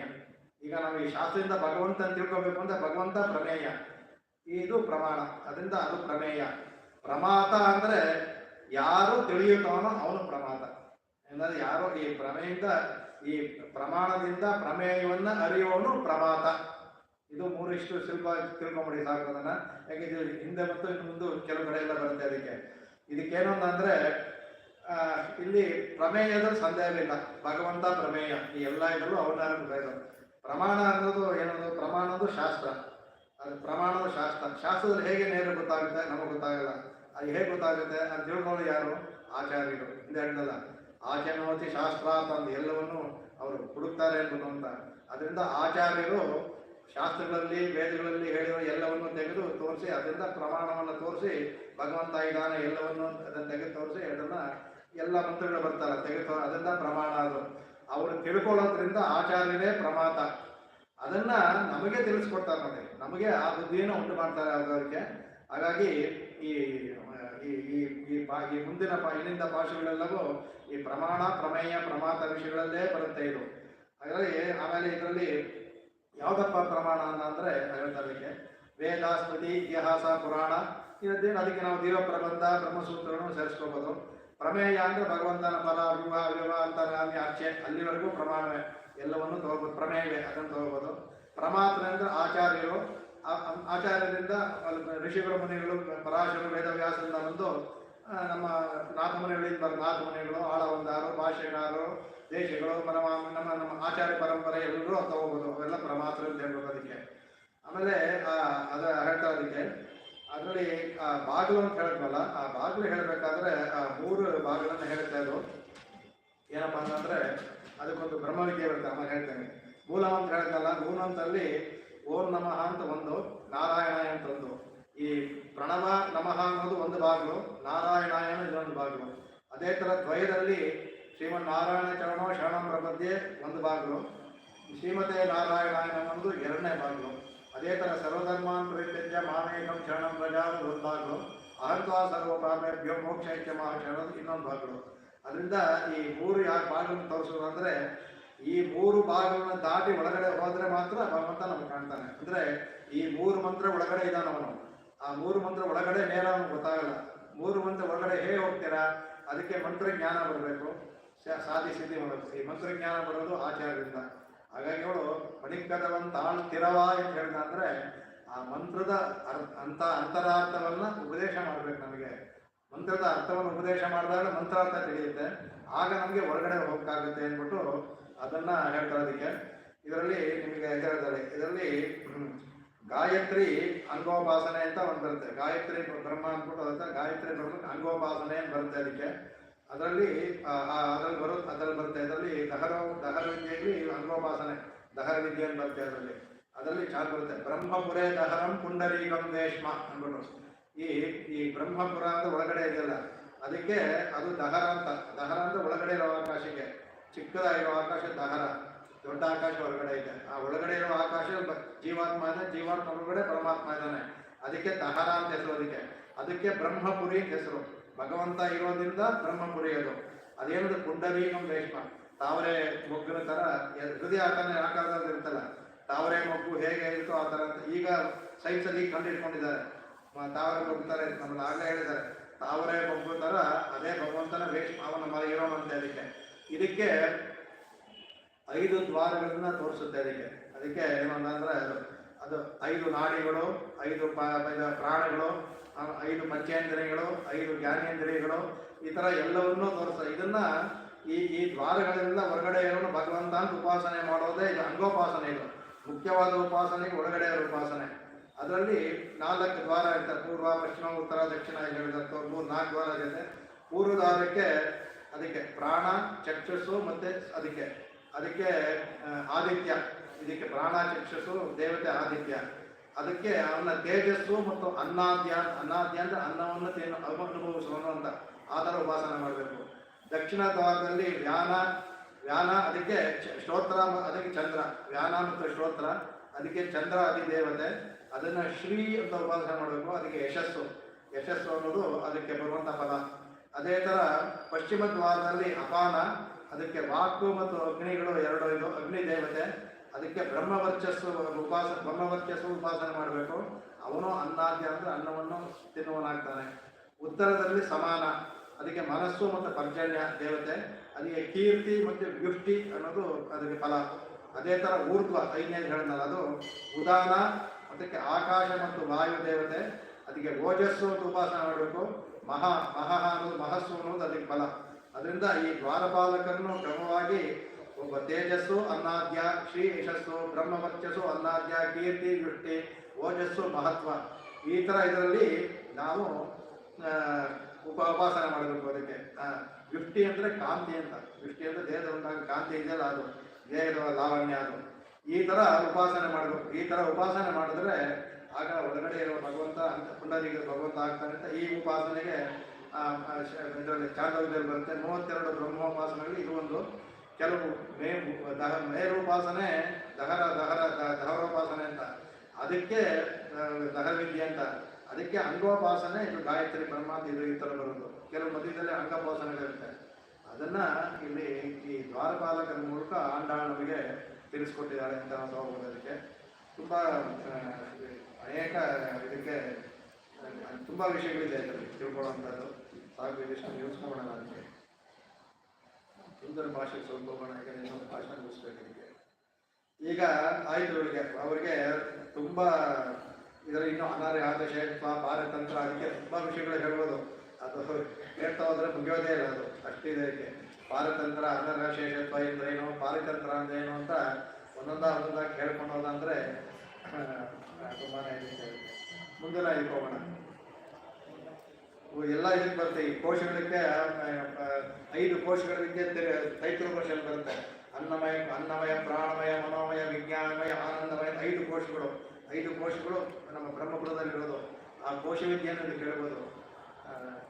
ಮುಂದಿನ ಇದಕ್ಕೆ ಹೋಗೋಣ. ಅದಕ್ಕೆ ನಾಯಕರು ಅಂಬರನೆ ತಣ್ಣೀರೇ ಸೋರೆ ಅರಂಚೈಕಂ பெருமான் அந்த கோபால் ஆகினாய் அம்பனாக்கெல்லாம் கொழுந்த குடலுடக்கே எம்பெருமாட்டு யசோதா அறிவுராய் அம்பரம் உடலத்து ஓங்கி உலகளந்த உம்பர் கோமானை உரண்டாய் வந்திராய் செம்பம் தலையடி செல்வா வளதேவா உம்மியும் நீயும் உரண்டேவோ ಎಂಬಾವಾಯ್. ಇವಾಗ ಅಲ್ಲಿಗೆ ದಾಟ್ತಾರೆ ಇವರು. ಯಾವುದು ಮುಖ್ಯವಾದ ದ್ವಾರವನ್ನು ದಾಟ್ತಾರೆ. ಮುಖ್ಯವಾದ ದ್ವಾರ ಇವರಿಬ್ಬರನ್ನ ಕಳಿಸ್ಕೊಂಡ್ ಬರುವಂಥದ್ದು. ಅಲ್ಲಿಂದ ಬಂದು ಇವಾಗ ಒಳಗಡೆ ಬರ್ತಾರೆ. ಒಳಗಡೆ ಬಂದಾಗ ನಂದಗೋಪ ಮತ್ತು ಯಶೋಧ ಇವರು ಅಲ್ಲಿ ಒಳಗಡೆ ಇರ್ತಾರೆ. ಮೊದಲ ಇದರ ಕಕ್ಷದಲ್ಲಿ ಒಳಗಡೆ ಇರ್ತಾರೆ. 5 ಕೋಶ ತಗೊಂಡ್ರೆ ಆ 2 ಕೋಶ. ಈಗ ಇನ್ನು ಅನ್ನಮಯ ಕೋಶ ಆಯಿತು, ಪ್ರಾಣಮಯ ಕೋಶ, ಮನೋಮಯ ಕೋಶ ಅಂತ ಹೋಗೋದು. ಇದನ್ನು ಒಳಗಡೆ ಇವರು ಇರ್ತಾರೆ. ಈಗ ಅವರನ್ನು ಮಾಡ್ತಾರಕ್ಕೆ ಅಂದರೆ ನಂದಗೋಪಾಲನ ಹೊಗಳ್ತಾರೆ. ಇಲ್ಲಿ ಅವನು ಎಂಥ ನಂದಗೋಪಾಲ, ಅವನಿಗೆ ನಂದಗೋಪಾಲ ಹೇಳಿದ್ದೀರ ಅಂತ. ನಂದಗೋಪಾಲಿಗೆ ಸುಪ್ರಭಾತ, ನಂದಗೋಪಾಲ ಸುಪ್ರಭಾತ ಹೇಳ್ತಾರೆ. ಆ ಒಳಗಡೆ ಬಂದರೆ ಏಕೆಂದರೆ ಯಶೋಧೆಗೆ ಎಲ್ಲರೂ ಪರಿಚಯ ಉಂಟು. 5 ಲಕ್ಷ ಇರುವ ಮಂದಿಯು ಯಶೋಧೆಗೆ ಪರಿಚಯ ಉಂಟು. ತನ್ನ ಮಕ್ಕಳ ಥರನೇ ಅವರು ತೀರ್ಮಾನ್ತಾರೆ. ಹಾಗಾಗಿ ಆ ಸಂದೇಹ ಯಾವಾಗ ದ್ವಾರಪಾಲಕ್ಕೆ ತೀರ್ಬಿಟ್ಟು ಒಳಗಡೆ ಆ ಸಂದೇಹಕ್ಕೆ ಅವಕಾಶ ಇಲ್ಲ. ನಂದನಿಗೂ ಹೆಚ್ಚು ಕಡಿಮೆ ಎಲ್ಲರೂ ಗೊತ್ತು. ಯಶೋಧೆಗಂತೂ ಎಲ್ಲ ಸ್ತ್ರೀಯರು ಹೆಣ್ಣುಮಕ್ಕಳು ಗೊತ್ತು ಅವಳಿಗೆ. ಅದರಿಂದ ಮೊದಲು ನಂದಗೋಪನಿಗೆ ಸುಪ್ರಭಾತ ಹೇಳ್ತಾಳೆ. ನಂದಗೋಪಾಲ ಏನಂದಿರ ಅಂತ. ನಂದಗೋಪಾಲ ಎಂಥ ನಂದಗೋಪಾಲ ನೋಡ್ರೆ ಎಂಪೆರುಮಾನ್ ಅಂತ ಬದಲು ಮಾಡ್ತಾರೆ ಒಳಗೆ ಅಂತ ಹೇಳಿದೆ. ನಮಗೆ ದೇವರು ಇದ್ದಂಗೆ ಪೆರುಮಾನ ದೇವ. ಪೆರುಮಾನ್ ಅಂದರೆ ಅಲ್ಲಿರುವ ನಂದದ ವಜದಲ್ಲಿರುವ ಎಲ್ಲ 5 ಲಕ್ಷ ಕುಟುಂಬಗಳಿಗೂ ಅವನು ಒಬ್ಬ ನಾಯಕನಷ್ಟೇ ಅಲ್ಲ, ಅವನು ಭಗವಂತನ ರೀತಿಯಲ್ಲಿದ್ದ. ಹೇಗೆ ನಾವು ಭಗವಂತನ ಕೇಳಿದ್ದನ್ನೆಲ್ಲ ಕೊಡ್ತಾನೋ, ನಂದಗೋಪ ಆ ಥರ ಅವರಿಗಿದ್ದ. ಅವರು ನಾನು ರಾಜ, ಅವರ ಪ್ರಜೆ ಅಂತ ಅಂದ್ಕೊಂಡಿರಲಿಲ್ಲ. ಹೇಗೆ ರಾಮ ಎಲ್ಲರಿಗೂ ಪ್ರಶಂಸ ಗೋವಿಂದ ದುಃಖಿತ ಅಂದರು. ಯಾರಾರ ಮನೆಯಲ್ಲಿ ದುಃಖ ಆದರೂ ರಾಮ ದುಃಖ ಪಡ್ತಿದ್ದಂತೆ, ಯಾರಾದ ಮನೆಯಲ್ಲಿ ಉತ್ಸವ ಆದರೂ ಇವನು ಸಂತೋಷ ಪಡ್ತಿದ್ದಂತೆ. ಅದೇ ಥರ ರಾಮ ಯಾವ ಥರ ಇದ್ದ ಅಂತ ಹೇಳ್ತಾರೋ ಅದೇ ಥರ ನಂದಗೋಪಾಲ ಇದ್ದ. ಅವ್ರಿಗೇನಾದ್ರು ದುಃಖ ಆದ್ರೆ ತಾನು ಆ ದುಃಖದಲ್ಲಿ ತನಗೇ ದುಃಖ ಆದಂಗೆ ಭಾವಿಸ್ಕೊತಾ ಇದ್ದ. ಅವ್ರ ಮನೆಯಲ್ಲಿ ಒಂದು ಚಿಕ್ಕ ಯಾವುದೋ ಒಂದು ಸಮಾರಂಭ ಆದರೆ ಜೋರಾಗಿ ಇವನು ಕೊಂಡಾಡ್ತಾ ಇದ್ದಂತೆ, ಎಲ್ಲವೇ ಊರೆಲ್ಲ ಕೊಂಡಾಡ್ತಾ ಇದ್ದ ಆ ಥರವನು. ಅದಕ್ಕೆ ಎಂಪೆರುಮಾನ ಪದವಿಯದವನ ಎಲ್ಲರೂ ಅವನ ಭಗವಂತನ ಸ್ಥಾನದಲ್ಲಿ ಇಟ್ಟಿದ್ರು ಊರಿನ ಜನಗಳೆಲ್ಲವೇ. ಅದು ಒಬ್ಬ ರಾಜನ ಲಕ್ಷಣ. ರಾಜನನ್ನ ಎಲ್ಲರೂ ಪ್ರೀತಿಸಬೇಕು.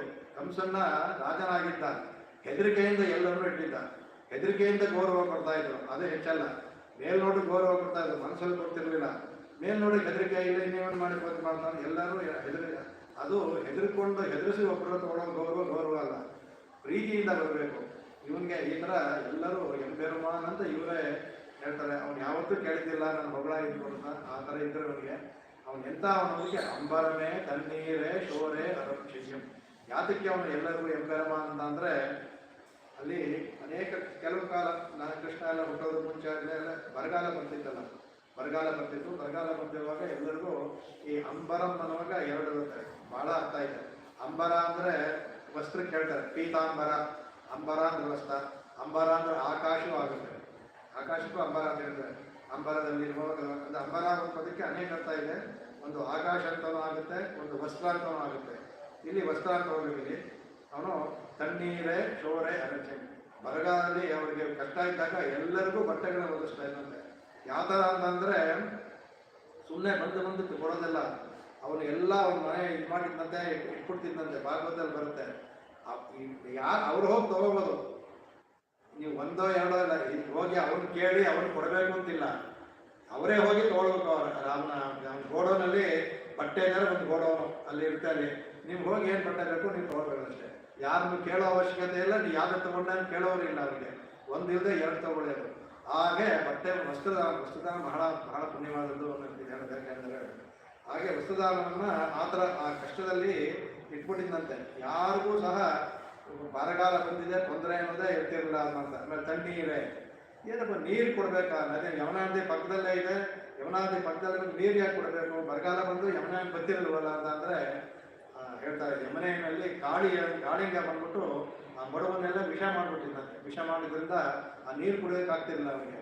ಪಾಪ ತುಂಬ ದೂರ ಇವರಿಗೆ ಬರಗಾಲ ಹೋಗ್ಬೇಕಾಗ್ತದೆ. ಅದಕ್ಕೆ ಇವನು ದೂರ ಮೇಲೆ ಹೋಗಿ ಅಲ್ಲೆಲ್ಲೋ ಹೋಗಿ ಗಾಡಿಯಿಂದ ನೀರು ತಂದು ಹೀಗೆ ಬರ್ತಾ ಲಾರಿವರೆಗೆ ಗಾಡಿಯಿಂದ ನೀರು ಹೊಡಿಸ್ಕೊಂಡ್ಬಂದು ಅರವಟ್ಟಿಗೆ ಕಟ್ಟಿದ್ದಂತೆ. ಅರವಟ್ಟಿಗೆ ಅಂತ ಅಲ್ಲಿ ಮಜ್ಜಿಗೆ ನೀರು ಯಾವಾಗಲೂ ಇರೋದಂತೆ. ಅರವಟ್ಟಿಗೆ ಅಂತ ಹೇಳ್ತೀವಿ, ಈಗೆಲ್ಲ ಹೋಯ್ತು ಹಳ್ಳಿ ಕಡೆ. ಅರವಟ್ಟಿಗೆ ಅಂತ ಬಿಸಿಲಲ್ಲಿ ಬರೋರಿಗೆ ಮಜ್ಜಿಗೆ ಕೊಡೋರು, ಇದು ಕೊಡೋರು. ಅದಕ್ಕೆ ಒಂದು ಧ್ವಜ ಹಾಕೋರು, ಇಲ್ಲಿದೆ ಗೊತ್ತಾಗೋದಕ್ಕೆ ಅರವಟ್ಟಿಗೆಗೆ ಹಾಕಿರೋರು. ಅದು ಅಲ್ಲಿ ಯಾರು ಹೋದ್ರು ಯಾರು ಇವರು ಅಂತಿಲ್ಲ, ಯಾರು ಬಂದ್ರು ನೀವು 1 2 ಲೋಟ ಕೊಡಿರಿ ನೀರು ಕೊಡೋರು, ಮತ್ತು ತಿಳಿ ಮಜ್ಜಿಗೆ ಎಲ್ಲ ಕೊಡೋರು.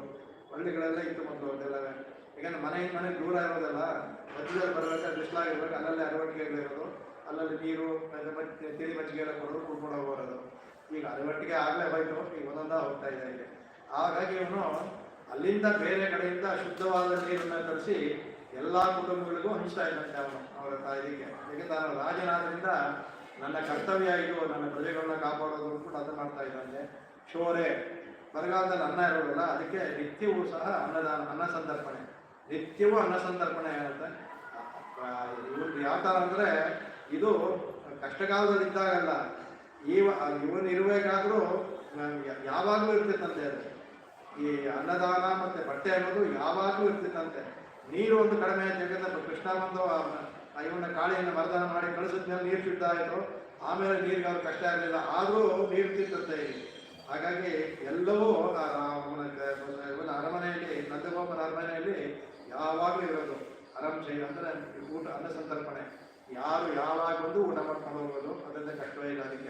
ಅದಕ್ಕೆ ಆರಾಮ್ಶಯ್ಯಂ ಅಂತ ಹೇಳ್ತಾ ಇದಕ್ಕೆ. ಅವನು ಎಲ್ಲರಿಗೂ ಈ ಥರ ದಾನವನ್ನು ಮಾಡ್ತಾ ಇದ್ದ, ಅರಮನೆ ದಾನವನ್ನು ಕೊಡ್ತಾ ಇದ್ದ. ಅಂತಹ ಎಂಪೆರುಮಾನ್ ನಂದಗೋಪಾಲ ಅವನಿಗೆ ಹೇಳ್ತಾರೆ 7 ದಿನ ಯಾಕಂದರೆ ಅವನಿಗೆ ಸುಪ್ರಭಾತ ಅಂತ ಹೇಳ್ತಾರೆ, ಅಂಥವನೇ ನೀವು ಹೇಳೋಣಾಗು ಅಂದ್ಬಿಟ್ಟು ಅಂತ ಕಡೆಗೆ ಯಾಕೆ ಅವನು ಕುಂಭನಾರಕ್ಕೆಲ್ಲ ಕೊழுಂದೆ ಕುಲ ವಿಳಕ್ಕೆ ಅಂದ್ಬಿಟ್ಟು ಅಂತವನು ಅವನು ನೆಕ್ಸ್ಟ್ ಅದಾದ್ಮೇಲೆ ಯಶೋಧೆಗೆ ಬರ್ತಾರೆ. ಅವನು ಏನು ಬಿಡಿಸಿದ್ರು ಆಮೇಲೆ ಕುಂಭನಾರಕ್ಕೆಲ್ಲ ಕೊழுಂದೆ. ಕುಂಭನಾರಕ್ಕೆ ಅಂದ್ರೆ ಬಳ್ಳಿ ಇಟ್ಬಿಟ್ಟು, ಕೊಂಬು ಅದು ಬಳ್ಳಿ ಹೇಳುವಂಥದ್ದಕ್ಕೆ ಇಲ್ಲಿ ಬಳ್ಳಿ ಅಂದರೆ ಅಲ್ಲಿರುವಂಥ ಸ್ತ್ರೀಯರು, ರಂಧಗುವ ಸ್ತ್ರೀಯರವರು, ಅವರು ಅವನ್ನ ಕೊழுಂದೆ ಕುಲ ವಿಳಕ್ಕೆ ಎಂಬೆರು ಮಾಡಿ ಅವಳು ಈ ಸ್ತ್ರೀಯರಿಗೆಲ್ಲ ಒಂದು ನಂದಾ ದೀಪ ತರ ಕುಲ ವಿಳಕ್ಕು ನಂದಾ ದೀಪ ಥರ ಇಲ್ಲಂತೆ ಅವಳು. ಕೊழுಂದೆ ಎಲ್ಲರನ್ನೂ ತನ್ನ ಮಕ್ಕಳಾಗಿ ಅವಳು ಭಾವಿಸ್ತಾ ಇದ್ರು. ನಂದ ಅವ್ರಿಗೂ ತುಂಬ ಅನುರೂಪವಾದಂಥ ಜೋಡಿ, ಗಂಡ ಹೆಂಡತಿ ನಂದ ಮತ್ತು ಯಶೋಧೆಗೆ ಪರಸ್ಪರ ಅವರು ಇಬ್ಬರೂ ಸಹ ಉದಾರಿಗಳು, ದಾರಿಗಳು, ಎಲ್ಲರೂ ಪ್ರಜೆಗಳನ್ನ ಇವಳು ಆ ಥರನೇ ಎಲ್ಲರಂತ ಎಲ್ಲರನ್ನೂ ತನ್ನ ಮಕ್ಕಳಾಗಿ ತಿಳ್ಕೊಂಡು ನಂದಗೋಪದ ಸ್ತ್ರೀಯರಿಗೆಲ್ಲ ನಂದಾದೀಪ ಥರ ಇದ್ದಾಳಂತಹ ಅವಳಿಗೆ ಪೆರುಮಾನ್ ಅನ್ನೋದಕ್ಕೆ ಪೆರುಮಾಟಿ, ಪೆರುಮಾನಿಗೆ ತತ್ಸಮ ಸ್ತ್ರೀಯರಿಗೆ ಹೇಳಬೇಕು ಪೆರುಮಾಟಿ. ಹೇಗೆ ನಂಬಿ ನಂಗಾಯ ಹೇಳಿದ್ರು ಆ ಥರ ಪೆರುಮಾಟಿ. ಅವ್ನಿಗೆ ಪೆರುಮಾನ್ ಅಂದ್ರೆ ಪೆರುಮಾಟಿ ಅಂತಾರೆ. ನಮಗೆ ಇವಳು ಸಹ ದೇವತೆ ಲಕ್ಷ್ಮೀ ಥರ, ಅವನು ವಿಷ್ಣು ಥರ ಇದ್ದರೆ ಇವಳು ಲಕ್ಷ್ಮೀ ಥರ ಇದ್ದಾಳೆ. ಅಂತಹ ಇವಳು ಯಶೋದಾಯ್ ಅರಿವುರಾಯ್, ತಾಯಿಯಾದ ಯಶೋದೆಯೇ ನೀನು ಹೇಳುವಳಾಗು ಅಂತ ಅದನ್ನು ಮಾಡ್ತಾ ಇದಕ್ಕೆ. ಆಮೇಲೆ ಇಲ್ಲಿ ಈ ಇತರ ಹೇಳಿದೆ ನಿಮಗೆ 17ನೇ ಪಾಶದಲ್ಲಿ ತಿರುವಿಕ್ರಮ ಬರ್ತಾನೆ ಅಂತ. ಅಂಬರ ಮೂಡರಂತ ಓಂಗೆ ಉಲಹಳಂತ ಉಂಬರು ಕೋಮಾನೆ ಉರಂಗಾಗ. ಅವನ್ನ ಎಬ್ಸಿದ ಮೇಲೆ ಒಳಗಡೆ ಕಡೆಯ ಭಾಗದಲ್ಲಿ ಭಗವಂತ ಇರ್ತಾನೆ, ಕೃಷ್ಣ ಬಲರಾಮ ಕೃಷ್ಣ ಮಲ್ಕೊಂಡಿರ್ತಾರೆ. ಅದು ಹೇಳ್ತಾರೆ ಅಂಬರ ಮೂಡರದ್ದು ಓಂಗಿ ಉಲಹಳಂದ. ಅಲ್ಲಿ ಇಲ್ಲಿ ಮತ್ತೆ ನೋಡಿ ಪಣವನ್ನು ಹಾಕಿದ್ರು, ಓಂಗಿ ಅಂತ ಹಾಕಿದ್ರು. ಆದರೆ 3 ಇದರಲ್ಲೂ ಪಣವನ್ನು ಹಾಕ್ತಾಳೆ ಅವಳು, ಆ ಥರ ಬರುತ್ತೆ ಇದಕ್ಕೆ. ಅಂದರೆ ಅಂಬರ ಅಂದರೆ ಹಿಂದಿನ ಪಾಠದಲ್ಲಿ ಭಗವಂತನ ಪಾದ ಅಂಡ ಕಟಾಹಗಳಿಗೆ ಹೋಗಿತ್ತು, ಅಂಡನ ಕಟಾಹವನ್ನು ಭೇದಿಸಲಿಲ್ಲ. ಇಲ್ಲಿ ಬರುವಾಗ ಅರಸೆ ಅದನ್ನ ಭೇದಿಸ್ಕೊಂಡು ಇನ್ನೂ ಮೇಲೆ ಹೊರಟಿದ್ದ ಕಾಲದು. ಇಲ್ಲಿ ಅಲ್ಲಿ ಸ್ತೋತ್ರ ಮಾಡಿದ ಕಾಲು ಅಂಡ ಕಟಾಹ ಹೋಗಿ ನಿಂತಿತ್ತು. ಇಲ್ಲಿ ಮಾಡುವುದು ಅಂಡ ಕಟಾವನ್ನು ಭೇದಿಸಿ ಇನ್ನು ಮೇಲೆ ಹೋಗ್ಬಿಟ್ಟಿದೆ ಅದು. ಅದಕ್ಕೆ ಅಂಬರ ಮೂಡದಂತೆ ಓಂಗಿ ಉಲಹಳಂತ, ಆ ಥರವಾಗಿ ಭೂಮಿಯನ್ನೆಲ್ಲ ಅಳದಂತಹ ಉಂಬರು ಕೋಮಾನೇ ಉರಂಗ ದೇವಂದಿರ ಅಂತ. ಹಾಗೆ ಉಂಬರ್ ಕೋಮ ದೇವತೆಗಳೆಲ್ಲ ದೇವಾದಿದೇವ ಅವನು. ಉಂಬರ್ ಕೋಮ ದೇವಾದಿದೇವನಾದ ಅವನಿಗೆ ಕೃಷ್ಣನಿಗೆ ಹೇಳ್ತಾರೆ ಉರಂಗ ದೇವಂದಿರ, ಈ ಮಲಗಿರೋದು ಸಾಕು, ಎಚ್ಚರಗೊಳ್ಳೋನಾಗು ಅಂದ್ಬಿಟ್ಟು ಅದಾದ್ಮೇಲೆ ಅವನ ಅಣ್ಣನಾದ ಬಲದೇವನಿಗೆ ಇದು ಮಾಡ್ತಾರೆ, ಶಂಭನ್ ಕೈರಡಿ ಚೆಲ್ಲುವ ಬಲದೇವ. ಆಮೇಲೆ ಬಲದೇವನಿಗೆ ಹೇಳ್ತಾರೆ ಅವನಿಗೆ ಶಂಭನ್ ಕೈರಡಿ, ಅವನ ಕಾಲು ಕೆಂಪುಗಿದ್ದಂತೆ ಅವನು ಶಂಭನ್ ಅಂದರೆ ಅವನು ತುಂಬ ಬಲರಾಮ ಕೃಷ್ಣ ಎಷ್ಟು ಕಪ್ಪೋ ಬಲರಾಮ ತುಂಬ ಲಕ್ಷ್ಮಣನ ಅದೇ ಥರ ಬಹಳ ಒಳ್ಳೆ ಆದಿಶೇಷನ ಬಣ್ಣ, ಒಳ್ಳೆ ಕಳ್ಳಿಗೆ ಅವನು ಇದ್ದಂತೆ ಅವನು. ಅದಕ್ಕೆ ಅವನ ಕಾಲು ಕೆಂಪಗಿದೆ. ಶಂಭನ್ ಕೈಲಾಡಿಯಿಂದ ಅವನ ಕಾಲುಗಳು ಕೆಂಪಗಿದ್ದಂತೆ ಪಾದ ಅದು ಉಳ್ಳಂತ ಬಲದೇವ.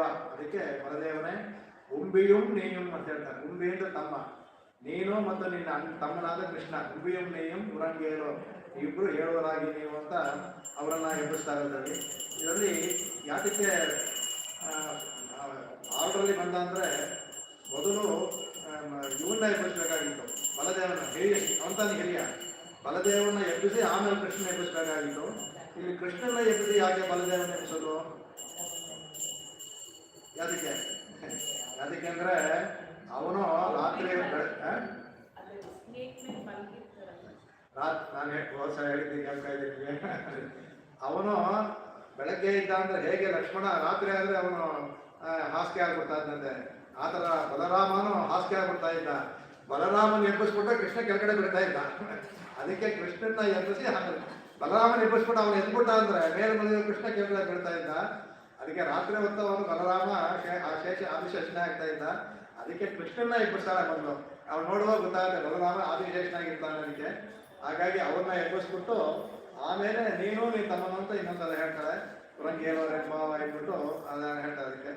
ಅದಕ್ಕೆ ಇದು ಹೇಳ್ತಾ ಇದಕ್ಕೆ ಶಾಸ್ತ್ರದಲ್ಲಿ ಹೇಳ್ತಾ ಇದಕ್ಕೆ ಏನಪ್ಪಾ ಅಂತಂದ್ರೆ ಈ ವಸ್ತ್ರದಾನ ಬಹಳ ಮುಖ್ಯವಾದದ್ದು.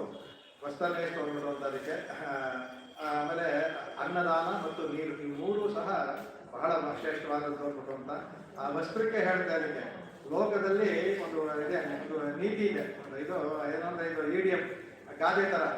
ವಸ್ತ್ರೇಣ ವಪುಷಾ ವಾಚ ವಿದ್ಯೆಯ ವಿನಯೇನ ಚ ವಕಾರ ಪಂಚಗೆ ಹೀನಃ ನರೋ ನಾಯಾತಿ ಗೌರವಂ. ಈ ಒಬ್ಬ ಮನುಷ್ಯನಿಗೆ 5 ವಕಾರ ಇಲ್ಲದೆ ಇದ್ರೆ ಗೌರವ ಸಿಗಲ್ಲ ಈ ಲೋಕದಲ್ಲಿ ಅಂತ. ಏನಪ್ಪ 5 ವಕಾರ ಅಂದ್ರೆ, ಒಂದು ವಸ್ತ್ರ. ಈಗ ನೋಡಿ, ನಾವು ಜನಗಳು ಯಾವ ತರ ಡ್ರೆಸ್ ಮಾಡ್ಕೊಂಡಿರ ನೋಡ್ತಾ ಇದ್ದವರ ಅವ್ರು ಒಳಗಡೆ ನೋಡೋದಿಲ್ಲ ವಸ್ತ್ರ.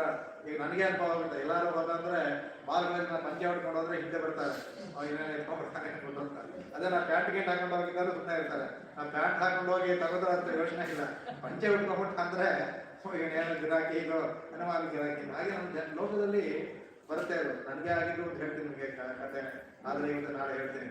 ನನಗೆ ಆಗಿದ್ದು ಅಷ್ಟೆಲ್ಲ ತಿಳ್ಕೊಂಡ ಅಂತ ನನಗೆ ಆಗಿದ್ದು ಅಂತ ಹೇಳ್ತೀನಿ. ವಸ್ತ್ರೇಣ ಅಂದ್ರೆ ಲೋಕದಲ್ಲಿ ಒಳ್ಳೆ ಬಟ್ಟೆ ಉಟ್ಕೊಂಡಿದ್ರೆ ಮರ್ಯಾದೆ.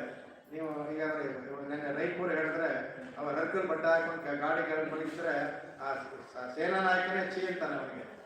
ಯಾಕಂದ್ರೆ ಅವ್ರು ಹಾಕಿರೋ ವಸ್ತ್ರ ಕೊಳೆ ಎಲ್ಲ ಆಗಿದೆ ಅಂದ್ಬಿಟ್ಟು ವಸ್ತ್ರದಿಂದ. ಆಮೇಲೆ ವಪುಷ ಅಂದ್ರೆ ನಮ್ಮ ದೇಹವನ್ನ ಅದು ಅಲಂಕಾರ ಅಂದ್ರೆ ನೀವು ಇದೆಲ್ಲ ಹಾಕೊಂಡು ಒಳ್ಳೆ ಟೈ ಕಟ್ಕೊಂಡು ಮಾಡಿದ ವಸ್ತ್ರದ ಜೊತೆಗೆ ಬೇರೆ ಚೈನು ಗೀನು ಅದೆಲ್ಲ ಹಾಕೊಳ್ತೀವಲ್ಲ, ಅದು ವಪುಷ. ಅದನ್ನು ಸಹ ರೂಪ ಅಂದ್ರೆ ಯಾವ ತರ ಇದಾನೆ, ಇವನು ಚೆನ್ನಾಗಿದ್ದಾನೆ, ಏನು ನೋಡೋಕ್ಕೆ ಚೆನ್ನಾಗಿ ತಲೆ ಮಾಡ್ಕೊಂಡ ರೂಪಶ ಅಂದ್ರೆ ರೂಪ ಅಂತ ಅವನ ರೂಪ ಕೊಟ್ಟು. ಆಮೇಲೆ ವಾಚ, ಅವನು ಆಡುವ ಮಾತು, ಪೂರ್ಣ ವಾಚ. ಒಳ್ಳೆಯ ಮಾತನಾಡಿದ್ರೆ ವಾಚಾಡಿ ಯಾಕಂದ್ರೆ ಯಾರನ್ನಾರು ಇದು ಮಾಡ್ಬೋದು. ಅದು ಒಳ್ಳೆ ಮಾತು ಅಂತಿರಲ್ಲ, ವಾಚದಿಂದ ಒಂದು ಚೆನ್ನಾಗಿ ಮಾತಾಡಿದ್ರೆ ಮರಳು ಮಾಡ್ತಾರಲ್ಲ ವಾಚ, ಅದನ್ನ ಅವ್ರಿಗೆ ಗೌರವ ಸಿಗುತ್ತಂತೆ. ಆಮೇಲೆ ವಿದ್ಯೆಯ, ಒಳ್ಳೆ ವಿದ್ಯೆ ಇದ್ರೆ ಲೋಕದಲ್ಲಿ ಗೌರವ ಸಿಗುತ್ತೆ, ಅದೆಲ್ಲ ಮಾಡಿದಾನೆ ಅಂತ.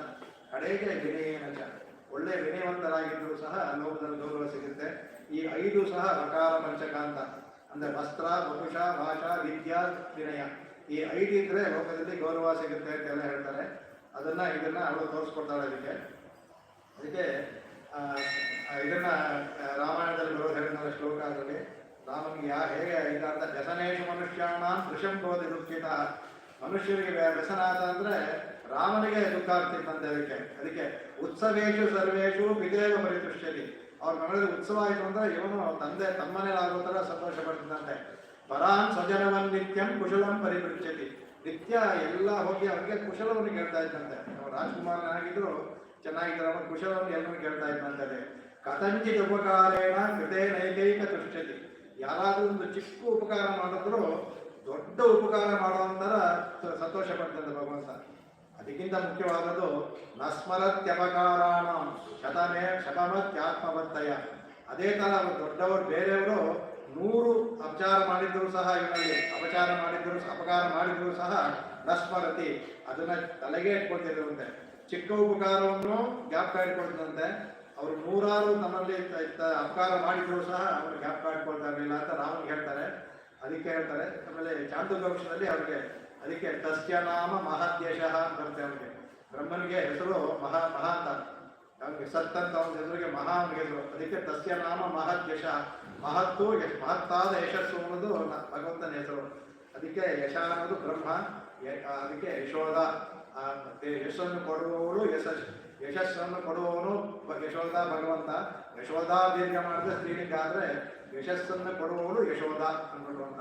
ಅದಕ್ಕೆ ಇದನ್ನ ಹೇಳ್ತಾರೆ. ಅದಕ್ಕೆ ಯಾವಾಗಲೂ ಭಗವಂತ ಯಾಕಾಯ್ತಂದ್ರೆ ಭಗವಂತನಿಗೆ ಹೇಳ್ತಾರೆ. ಅದಕ್ಕೆ ನಮಗೆ ಲೋಕದಲ್ಲಿ ಇವ ಸಂಬಂಧ ಎಲ್ಲೂ ಸಹ ಯಾವುದಾದ್ರೂ ಸಹ ಒಂದೊಂದು ಇದಂತೆ, ಒಂದೊಂದು ಫಲ ಲಾಭ ಅಂತೆ. ನಮ್ಮಲ್ಲಿರುವ ಸಂಬಂಧಗಳಿಗೆ ಒಂದೊಂದೇ ಲಾಭ. ಪಿತೃ ಮಾತ್ರೆ ಸುತ ಭ್ರಾತ್ರೆ ಮಿತ್ರಾದಯೋಪಿವ ಏಕೈಕ ಫಲ ಲಾಭಾಯ. ಎಲ್ಲರಿಗೂ ಯಾವ್ದಾದ್ರು ಅಂತಾರೆ. ತಂದೆ ತಾಯಿಗಳೇ ಮಗ ಅಂತ ಒಂದು, ಅಣ್ಣನಿಗೆ ತಮ್ಮ ಅಂತ, ತಮ್ಮನಿಗೆ ಅಣ್ಣ ಅಂತ, ಮಿತ್ರರಿಗೆ ಸ್ನೇಹಿತ ಅಂತ. ಇದು ಒಂದೊಂದೇ ಅವರಿಗೆ ಸಿಗುವಂತ ಫಲ. ಆದರೆ ಭಗವಂತ ಸರ್ವಲಾಭಾಯ ಕೇಶವ, ಇವೆಲ್ಲವನ್ನೂ ಲಾಭ ಸಿಗೋದು ಭಗವಂತನಾದ ಕೇಶವನಲ್ಲಿ. ಅವನು ಭಗವಂತ. ಅದಕ್ಕೆ ಪೆರುಮಾನ್ ಅಂತ ಹೇಳಿದ್ರಲ್ಲ, ಆ ಪೆರುಮಾನ್ ಅಂತ ಮಾಡಿದ್ದು ಈ ತರ ಆ ಗುಣಗಳೆಲ್ಲ ರಾಮನಲ್ಲಿ ಹೇಗೆ ಗುಣಗಳಿತ್ತು ಅದೆಲ್ಲವೂ ನಂದಗೋಪನಲ್ಲಿತ್ತು ಅಂತ ಹೇಳಿದ್ದಾಳೆ. ಇಲ್ಲಿ ನಿಲ್ಲಿಸ್ಬೋದು, ನಾಳೆ ಶತಮಖಮಣಿ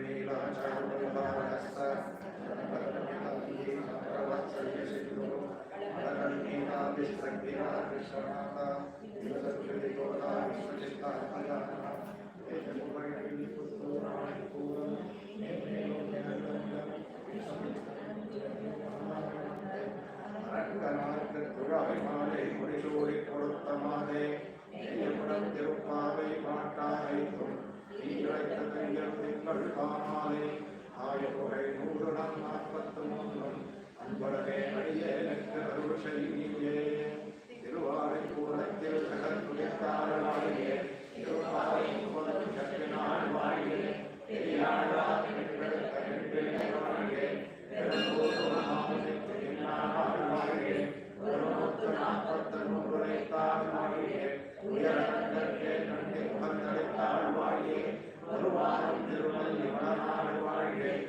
புதுவை நகர்கோதை மலர்மதங்கள் வாழ்வே கோதை பிறந்தவோர் கோவிந்தம் வாழுவோர் கோதிமணி மாடம் தோன்றுவோர் நீதியார் நல்லபக்தர் வாழுவோர் நான்மலர்கள் போதுவோர் திருவற்றூர் போனோர் பாதகங்களை தீர்க்கும் பரமனை காட்டும் வேதமனைத்துக்கும் வித்தாகும் ஓலைகளை வைகை வைத்தும் அறியாத மானிடரை வையம் சுமப்பது ஒன்று ஆழ்வார் பெருமானார் திருவடிகளில்